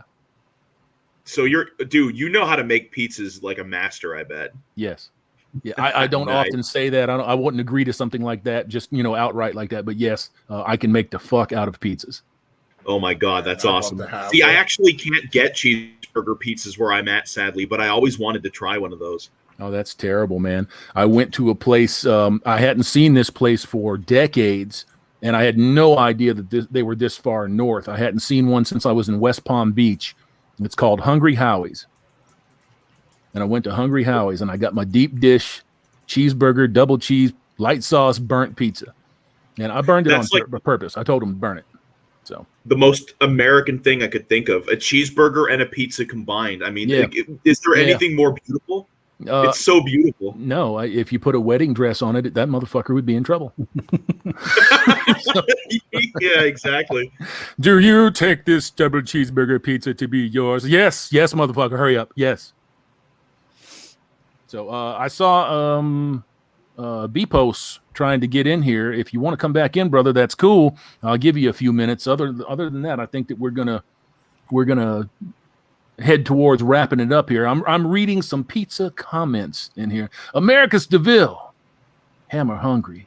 Yeah, man. Well, I was, but yeah, I don't pound them like I fucking used to, man. I don't. Placebo effect. Excellent stream, gents. Thank you, sir. I appreciate that. And I want to thank all of the guests in the stream, by the way. Guys, we couldn't do it without you. You all add something to it. I appreciate the hell out of you. And yeah. I hate pancakes. What a great name. We got a Hungry Howie's here in southern Arizona. I guess they've spread out a little bit, man. I thought that they were really local. A manly load. I miss pizzas. I stopped eating them because I choose to eat slightly healthier. Well, there you go, man. If you got to take care of your health, then you got to knock some of that shit out. You have to. You don't have a choice. You gotta stay living as long as you can. Colin Pemberton, ditch pigs. And if you go to Chronic's last, not immediately last video, but like the last live, the opening with the ditch pigs and the music is just choice. It is so awesome. It is so awesome, my man. BPOS is saying that your devices are not connected, brother. Free Ross. I don't pound them like I used to. That's what she said. She never said that. She lying to you, man. She lying. They all lie. Some of bitches. Knowledge is power. Hey, Mr. Thomas Lundy. How you doing, brother? Nice to see you in here. Knowledge is power. Sorry I missed this. I know it was good. I mean, I watched your last video. I enjoyed it quite a bit. If you guys don't know who Knowledge is Power is, Mr. Lundy, that's Thomas Lundy, and he has a great awesome channel. A little more I wouldn't say it's theocratically inclined, but definitely biblically inclined, and something that you should take a little bit of a look at if you want to get into some of the old knowledge. The old knowledge is the best knowledge. Doc Holiday, Texas MGTOW, healthy at any weight. That's a feminist talking. We don't listen to them. You ain't healthy at any weight. I'm sorry to tell you that's a misnomer. That's some bullshit. Oh, man, look at this. Another OG. Mr. Hate Vicious in the house. How's everyone? We're chilling, homie. How are you doing? Glad to see you guys showing up and being in here. I appreciate the hell out of it. I'm going to try to add you to the stream, BPOS. Can you hear us? I'm thinking not. Well, bro, I'm gonna kick you, and then if you can get back in with a solid connection, man, come on back in. Grandmaster Smash. I got cast iron weights at home and a bench. I've got 60-pound dumbbells sitting right over there that we smash them motherfuckers on a regular. Got to stay as fit as you can, even with bullshit. Let's see if we can get you in there. Spega, welcome to the channel. Yes, sir. You got a copy of me there, Hammer? Yes, sir. I got you. You're a little shallow sounding, but we got you. What's up? How's that there? You hear me better? Yep, that's good. Yeah, I just wanted to say awesome stream. And I just wanted to shout out to everybody. When I sit here and I watch everybody talking and I look in the chat and there's people from literally all around the world and people of all races and everything. Yep. I remember back when I was a kid, I had friends of all races, but they were my friends. Yes. They weren't other races. And that's what's really awesome because, in the world, they're trying to separate everybody. Yes. And it's a goddamn shame. So I just wanted to shout out and just, thank everybody for a great chill stream because I know you guys are getting ready to tie it up. So I just wanted to jump in here and say that. Much appreciation. Hey, we've got a couple more. Hey, BPOS, how you doing, brother? Hold on one second. There's something that I like to do occasionally on streams, and to emphasize that point, you don't have to list exactly where you're at, but list your country or state. Show everybody where you're from. Show us that worldwide MGTOW Red Pill Monk love. What's up, BPOS? How you doing, bro? Oh, I've just had some technical difficulties coming on the internet, trying to get everything logged up. The computer's been crashing. It's good to hear you, man. How you doing?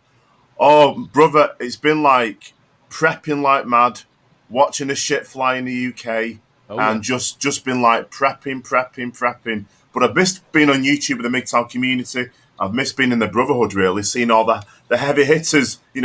everybody's been falling but coming back, falling but coming back like Skittles. Keep realigning ourselves with that fucking Nazi Gestapo, Susan Majewski, the rat pig transsexual. You've got it. You've got Oi, mate. Oi, agree, mate. Yeah, man. It's been a minute since I've heard you, bro. It's good to hear your voice. Yeah, I wanted to come back onto YouTube, but I just couldn't be arsed with the censorship. I just thought they're going absolutely Gestapo now, aren't they? Yeah. You've got to really police your words and tick your eyes with love hearts, haven't you? Yeah. The unfortunate part is that they do have to do that. Yeah. Yes. How's things in the manosphere, Hammerhand? How's things with you? I don't know about the rest of the manosphere. For me, things are pretty okay. You know, we had the health shit going on and still have it going on, and that'll be a permanent addition to life. But you still have to wake up. You know, you still have to wake up. So, and the beauty about this Hammerhand, you know, we were talking about this like 3 years back. You were talking about the collapse, and it's like we've already prepared for this, and we're just like sat back eating our popcorn, watching all the socialist programs, the welfare state running out, ex-girlfriends getting in touch with all these like beta male guys, and you can see the temptations there for loads of men now to go out and be a simp because women are in desperate times. You ain't fucking joking, man. It's going to get harder and harder and harder for men that don't have that moral and ethical foundation to resist wifing up one of these bitches. Pardon my language, but that's what it is. Wifing up these kids, they're going to come with 2 or 3 kids in tow, and they're going to be, oh, man, I'll suck your dick for room and board. And then guess what the fuck's going to happen? A lot of them are going to cave in, and they're going to give it up.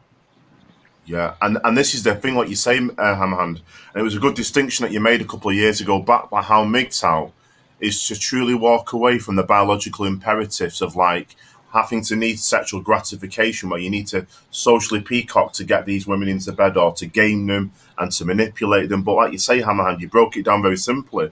You said we just need to concentrate on our own game, you know, help the brotherhood, help men who are really struggling and destitute. And because of this, we found many great ways, Hammerhand, to change as adapters a philosophy of MGTOW and to really stay close-knit, haven't we? Yeah, you've got a couple of folks in the chat that are curious about where you're at, bro. You don't have to go exactly, but where you at? I'm on Bitchute still. I've just been making a lot of content on Bitchute, just covering more financial stuff, but I want to get back into like the heavy MGTOW as we used to talk about all the feminism, the single mothers. But I want to ask you a question, Hammerhand. This is very So with all these lockdowns now, and we've got all these mandates, we've got all the governments going insolvent. Could you see women in mass voting for more communist government when the welfare state runs out? Could you see them going more Marxist? Yes. Absolutely. Yes. What they'll do is they will go more to the left. They'll go farther to the left because they don't understand what it's going to do. They have no, they don't think 10 steps ahead or 3 years ahead. They think right fucking now. I'm hungry and this guy's saying he's going to feed me. So that's what we're going to vote for. That's what they're going to do. And then that's when you're going to see the shit hit the fan. Yeah. So yeah, absolutely. I believe that women are heading more and more Marxist and communist by the day. And that should really scare the shit out of women that can kind of see or do have eyes to see and ears to hear, as we say, as Lina MGTOW so eloquently puts it from time to time. Yes, that's where they're headed. And they're always going to want people to provide for them, to protect them. And men are opting out by the millions. So who's your next best protector? It's Big Daddy government. Yeah. Well, and you know what, Hammerhand? Sorry, before you go for it, buddy. It's not just going to be the women. It's going to be all these blue pill people that are drinking the Kool-Aid. It'll be the weaker men. Yes. Absolutely. Yes. It'll be the weaker men that go that route as well. So you're not wrong about that. And it's like you say though, gents, isn't it? Because it's like they're going to replace women with this sort of transhumanism agenda where they've got to get rid of all these labels. Where in the UK now, they're getting rid of calling them sort of like mothers now, or father. They're trying to get rid of the gender names now. Yeah. Birthing people. Or you got that sick ass fucking video. It absolutely disgusts me. I don't know if any of you know who Sam's son is, but he's a white rapper. And the guy's pretty damn good, man. He does a really good job. But he put this one video together called Leave the Kids Out of It. And he starts it off with this couple where one's supposed to be a man, one's supposed to be a woman. They flip-flop back and forth. And then the one that thinks it's a man delivers a kid, and then they flip back into their weirdo genders. And then the man is trying to, the actual penis and dick and balls man is trying to breastfeed this baby. Oh yeah, that was actually a real story. Oh my God. That's some fucking sick shit, man. That's some sick shit. That's fucking child abuse.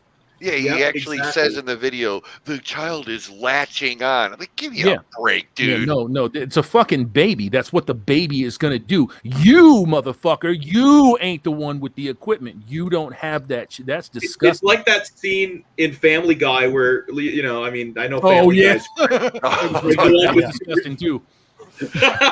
Yeah, with the chest hair in the mouth. Yeah, that was disgusting too. Yeah. Knowledge is power. Thomas Lundy is talking about what the fuck? Is it? Yeah. Hey, Hammer, I'm going to jump out of here and make some room for somebody else. I know you're getting ready to tie it up. So no, you good, brother. I appreciate you greatly, man. 100%. And it's been my pleasure to speak with you. Yeah, we'll see you again on the next one. I'll be out on the side watching the rest until you're done. Right on, bro. All right, have a good one, man. Peace.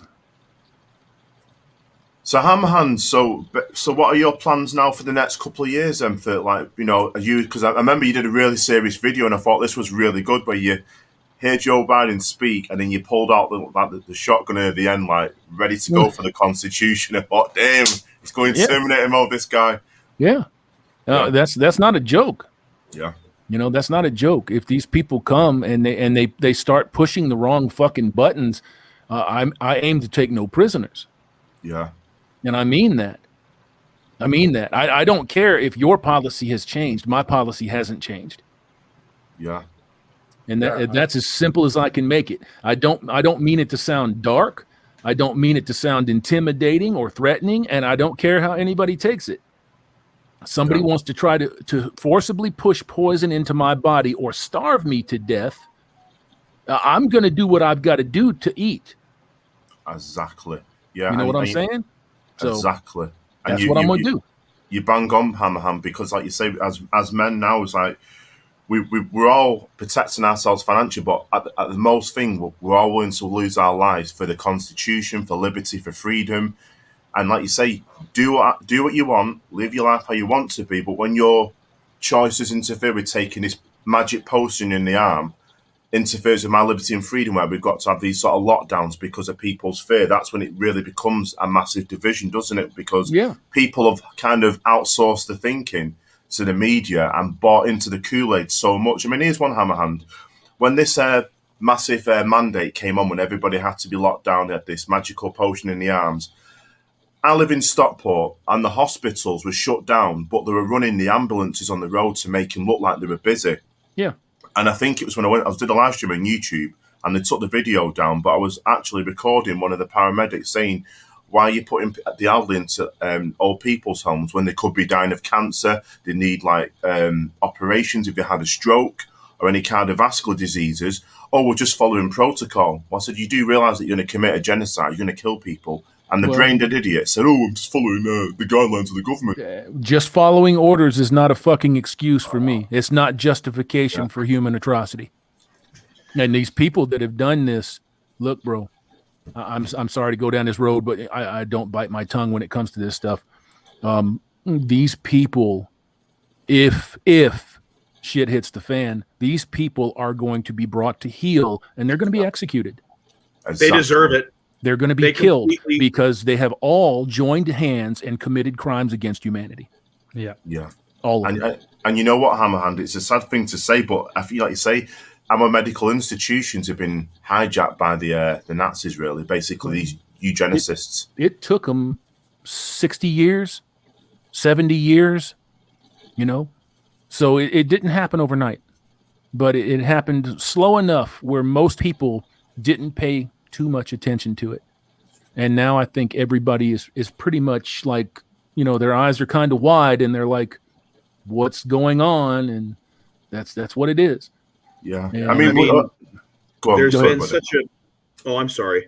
there's been such a massive epidemic of mismanagement not only in medicine, but just all over the place. Like there's been such a massive epidemic of just the most moronic kinds of people at obtaining positions of power. And I mean, the global IQ is diminishing. Like people are getting dumber and dumber. When natural selection is gone from the human species for so long, you get shit like this. And I just can't wait until natural selection comes back. I know that I'm prepared, and that, you know, me and many other guys like me, like you guys, we have plans. And I just wish you guys the best of luck, because like I said, when natural selection finally returns yet again, it's going to be bloody. It's going to be a scary situation. That's why I'm trying to get the fuck out of Canada, because fuck Canada. Canada's gay as shit. Canada's in trouble, bro. They're in trouble. And I think BPOS can tell you that England is in trouble, and Australia, everybody knows, is in trouble. Yep. Massive protests in France today. So, yeah. And you're not seeing a goddamn word of that, pardon the GD again. You're not seeing a word of that shit on your alphabet soup group stations. They are refusing to cover this. That is an intentional separation of information from you to them and them to you. When that shit was going down in South Africa, you feel me? You know what I'm talking about? Remember that? Oh, yeah, absolutely. They were burning fucking Durban, South Africa to the ground. They were intentionally cutting communications from people in South Africa trying to reach people here. Oh, yeah. And see, here's the thing. The various governments, they all collude on that level. And they all kind of do that. Yep. I mean, have you ever heard of the term? I'm sure you have, the 5 eyes. Yes. Oh, yeah. That was actually one of the things that and this is what clued me in on this. The whole Q conspiracy, whatever you think about it, it's all, look at what the media doesn't want you to know. That's what you need to look into. And everything that was a Q conspiracy, look how it's playing out. From the 5 eyes to the one world government, worried about the one world religion, which the fucking Pope just announced that he and, is going to be overseeing that project with the Vatican, and how the Vatican, it says the Pope is safe for Christians. No. Terrence Popp said in that live that we did last week, he said one of the first people that would get one between the eyes would be the Pope. And I agree 100%. Look, these motherfuckers are bloodthirsty psychopaths. They have buried entire countries of people, and they've done it with the blessing of the populaces at large. And that's got to make you think. Go ahead, bro. There's one thing in the UK what I've noticed now, because like London's becoming bankrupt, like they've got no money in the city. London or the city of London, because there's two different ones, right? Oh yeah, the district, yeah. The whole city of London, should I say? We've noticed the royal family now don't have any sort of parades in Buckingham Palace. And from the last I heard, they've actually boarded up the palace because, like you say, Hammerhand, when a country becomes bankrupt, the aristocratic families kind of move out of the cities and go to their safe retreats. But like you say, Hammerhand, the way I see it now is like every government around the world's insolvent, and they want people to take this magic potion to get them on this digital currency. But I think with us free thinkers, we're either going to get a piece of land, harvest some food, have a community where we share skills with each other. But I think those consumer debt slaves that are in this system who can't think, who've got a low IQ, as the previous gentleman said, they're going to be the ones who suffer on this communist regime, because, there's always talk about they're going to be building FEMA camps, super prisons in the UK in Leicester, where they're going to house those who refuse to take the magic potion, but it's a case where, as MGTOW men, we've spoke about not being dependent on the system. And you mentioned in one of your last videos, Hammer, and I think it was a year ago back, about usury, and how women and the government only love the things that you produce externally, and you as a man has to become self-sufficient in every single regard, mentally, emotionally, and spiritually. And that's what you taught me, really, to really go down that path. And I think you taught a lot of the manosphere as well, to really not be dependent. So we're talking tonight like it's just a walk in the park, because we've prepared ourselves mentally and emotionally. And for many people, like the sheep, they'll have a brain fart, they'll reverse back into the corner because you just got so much cognitive dissonance, haven't they? Yes, they do. But they don't. Look, I feel for them. but they don't understand what is going on here. They don't make the connection between importing 100,000 Somalians to Minnesota, 50,000 sub-Saharan Africans to Vermont. You feel me? Yeah. 1.2 million border jumpers this year. That's crazy. It's like they want to breed the population out, don't they? Want to breed the white population out by having mass immigration. Yes, they do. And it doesn't stop with us. It stops with the free thinkers. Anybody that demonstrates that free thinking. What this essentially is, it's community breaking. You see, it's taking that block of people that stick together and breaking them up into smaller blocks by injecting these foreign nationals into their communities and neighborhoods. Plain and simple. And it don't stop with us. It don't stop with whites. You look at any black neighborhood out there, same fucking thing. It's the same thing. It's just done with Mexicans and Latinos. You see, everybody's getting gamed, man. You have people that see it and people that don't. I'm sorry. Go ahead. Oh, it's okay. It's not really about race for these people because, again, they're doing it with every community. But here's the thing. The elites, what they're trying to do is they're trying to basically create a serf class. That's what this kind of reminds me of. It seems to me like the elites are trying to create some kind of like mass underclass, but they're using race as like some kind of like weapon to further divide people. What they're terrified of is they're terrified of various men. Yes, exactly. They're terrified of this. And to my knowledge, 2 black men on the panel. Yep. Right? Are we going at it? Are we throwing hammer and tong? Hell fucking no. We're all sitting here talking the same points because we have eyes to see and ears to hear. Yep, exactly. That's what is what they're afraid of. And this is what MGTOW's like the MGTOW the Manosphere is about is, you know, we're all united in the same struggle that we want to be free from the system and we believe in freedom. You know, it's good to be proud of your race, your ethnicity. These are great things, but we don't use these as dividing forces. Not religion and politics have never been able to unite a nation of people. You know, they've always killed their own. But with MGTOW and the Red Pill in general, you know, we've kind of put all these ideas on the table, hash out ideas, take away information, apply it into our lives. And really, we've grown from this, haven't we? I mean, lockdown it's like the Bible times. It's like separating the wheat from the weeds. We are the wheat, and we've got all these weeds, these people that can't think, that are trying to grow with the harvest, but they get cut off because they've lost their independence to think. You know, it's like a harvesting time. You know, the lockdowns and these mandates were all to test people's resolve to freedom and liberty. Even outside the manosphere, if you believe in your truth about freedom and do no harm to other people, and you want to live a peaceful life, it's going to really test people. But it's like you say, it's amazing how Nazi Germany is kind of repeating itself all over again, how many people have been, as you said before, early on, they've been hollowed out to think more on a collectivism basis where individual thought is like thought crime. I agree. Yeah. I agree. I mean, how can you not agree with that? So our post, B post, do you have some links that you'd like to drop in the chat, brother? And these people can find out where you're at and what you're doing? Oh, yeah, I'll just do it now. Yeah, just quickly. Just go on ahead and do that and then say your goodbyes. And I think that we're gonna step on out for the night. Yeah, definitely. Because I thought when you're doing the live stream, I thought I'd have to get me kecks on, get me pajamas on. Straight. Yes, sir. Yes, sir. Go into the... It's always good to talk to you, man. Yeah, it's great, Hammerhand. In fact, my computer's crashing, so I'll just probably leave the link alone. They want to find me on Bitchute, they can find me on Bitchute. But my computer's... I've got to get a new one. You got it. Peace out, my man. All right, take it easy, Hammerhand. Take it easy, guys. Have a great evening. You too, bro. Good chat. I'm really honored. All right. And Vanish Mantle, before we got to so rudely interrupted by that awesome young man over there in England. Yeah, no problem. Any links or anything that you'd like to drop? Yeah. So because my name originates from a video game, Final Fantasy Tactics, you can actually, if you just search Vanish Mantle, you can find pretty much all my social media. So I don't need to really link that. But if anybody wants to check out my game, I just posted the link in the chat. My game company is Creative Virtual Magic.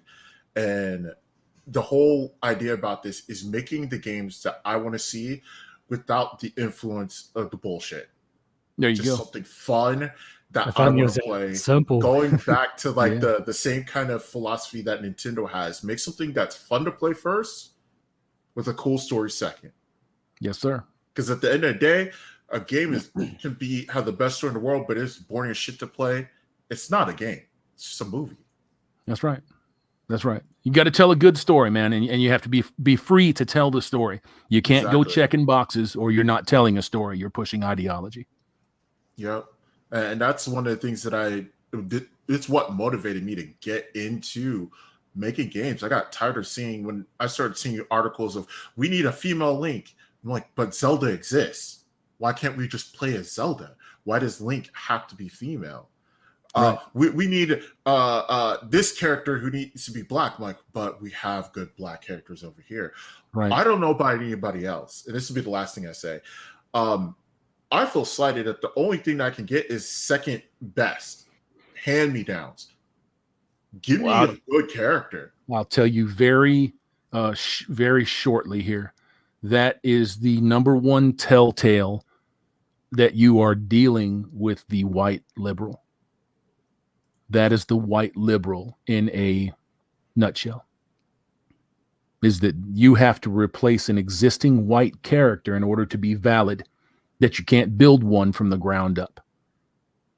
It's a pitiful, pitiful way, in my opinion, to exist. I know several black characters that I absolutely worshipped when I was a kid. Black Falcon was one of them. Loved Black Falcon. Still love Black Falcon. Blade was another one. What's his name? Falcon. Well, no, Black Vulcan. Pardon me, Black Vulcan. And Falcon, loved them both. When Rhodey became a big part, in Iron Man before the movies, loved it. Thought it was fantastic. Bullet from the old animated Cops series, loved it. You know a black character that I always loved? Cyborg from Teen Titans. That dude's awesome. In the comics, yeah, I loved him in the fucking comics. I used to get him all the time. Loved Cyborg. Thought he was fantastic. When they went to the Teen Titans shit, not so much of a fan. I enjoyed his portrayal more as an adult than I did, as a child. Like that animated shit. So there's some funny stuff on that, but I didn't really embrace it a lot. So, anyways, my man Vanish Mantle, is that all you want to say, brother, sir, before we get you going? Oh yeah, just like I said, my game. Check it out. Cool. What's it called? It's the name of the game is called External Dimension Mainframe. It's the acronym is EDM. The whole idea about the game, it's take the real world, but it's all like based on computers. So like the way I have everything set up, it's just digitalized Earth. So everything exists. I'll definitely check it out. Yeah. Main thing right now, there's no story. I actually have a playable demo. You can download it, give it a try. But it's built and designed and inspired by Mega Man Zero, which is one of my favorite games from my youth. And so it has a lot of that old school feel where it doesn't hold your hand. You kind of start playing and it will kick your ass. Get used to the controls. It's got some unique mechanics. Oh, I love good difficulty. There is a little thing in there to explain some of the features and stuff like that, new mechanics. It's called the visual guides. And then I also have a couple of gameplay videos on YouTube. So, all right, brother. We appreciate you, man. Thank you for dropping in. I appreciate it. Oh yeah, no problem. Definitely after today, I'm gonna have to start getting cracking on YouTube content or video creation. Well, don't bog yourself down, man. Don't put too much on your plate. Concentrate on the things in your immediate life, and then if you've got time for this, then do it. Oh yeah, I will. Thank you. Yes, sir. And we'll see you around the bend. Oh yeah, definitely. Next time you're hosting something, and even if I can't hop in, I'll be there in the chat like I have been before. Right on. I appreciate you, man. Peace, and we'll see you later. All right, take it easy. Peace. Goblin Slayer, what you got to say, sir? You got any channel links that you would like to drop? Yep, the Big Brain Niva channel link. I dropped it once earlier. I guess I could drop it a second time. That's all right. Do it a second time, and we'll just make sure that they got it. Hell yeah.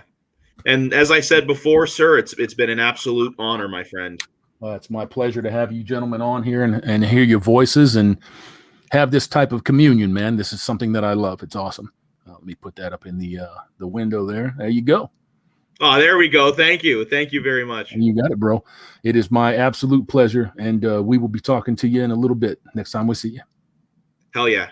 I'll see you guys later. Bye. Yes, sir. Peace. Bye-bye. Success Pool Endeavor says Spawn. Yeah, how the fuck could I forget Spawn? And Brother Voodoo, and then Caitlin was posted here talking about Shock. Did I get that right? I think I got that wrong. Static Shock. So yeah, there's some fucking great black characters out there, and that doesn't even scratch the tip of the iceberg. And then there were two, Mr. Casual Bachelor. Ghost. How you doing, sir? All good in the hood. Cool, man. Cool. If you want to drop links, it's all good. I don't think that you need to. I mean, everybody knows who you are. So yeah, I couldn't get away with it by just saying yo. I love that shit. I like that quite a bit. So it's been a minute. When you popped in here, I was like, who the hell is that? And then as soon as I heard your voice, I'm like, okay, I know who that is. And I haven't seen your stuff for a minute, so it's clear that I've been unsubscribed from the channel. So I'll have to go back and check the channel subs and make sure. No, it's all good. It's all good. Like, because when I think about my channel anyway, like the focus for me was, I was thinking I'm talking to like a younger version of myself, or potentially a slightly older, naive version of myself. So sure, sometimes, you know, some of the older people might think, you know, they're not getting as much out of it. You know, it might just be like a refresher course or whatever. But I remember you saying a while ago, this whole sphere, this whole MGTOW Red Pool, you know, it's that room where, you know, you only have to really be here for a month or two. Yeah. You get the information, and then you can go off and do crypto or whatever else. You know, you don't have to stick around. I know sometimes you might fall into, you know, back into bad habits. That's why you might need the refresher. But if you stay strong to your morals, you can just, you know, live your life, so to speak. Yeah, I agree with you, man. I mean, I said it a long time ago, you know, take your daily red pills. Yeah. And I mean it.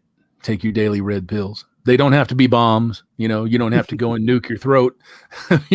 Just take your daily red pills and just keep yourself in check.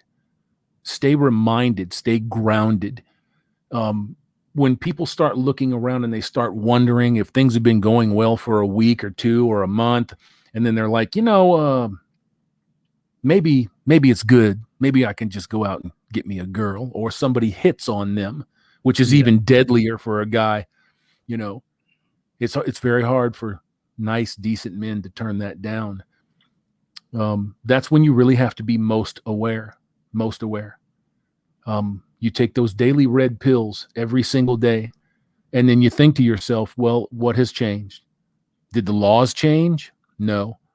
Did the women change? No. Were the laws amended or stricken? No.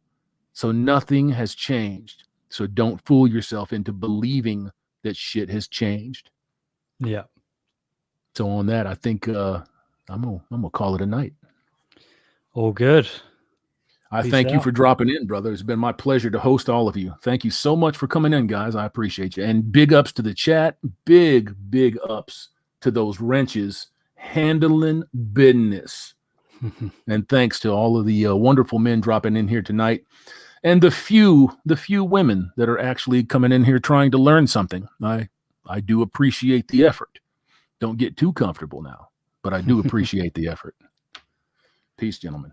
Peace. Peace.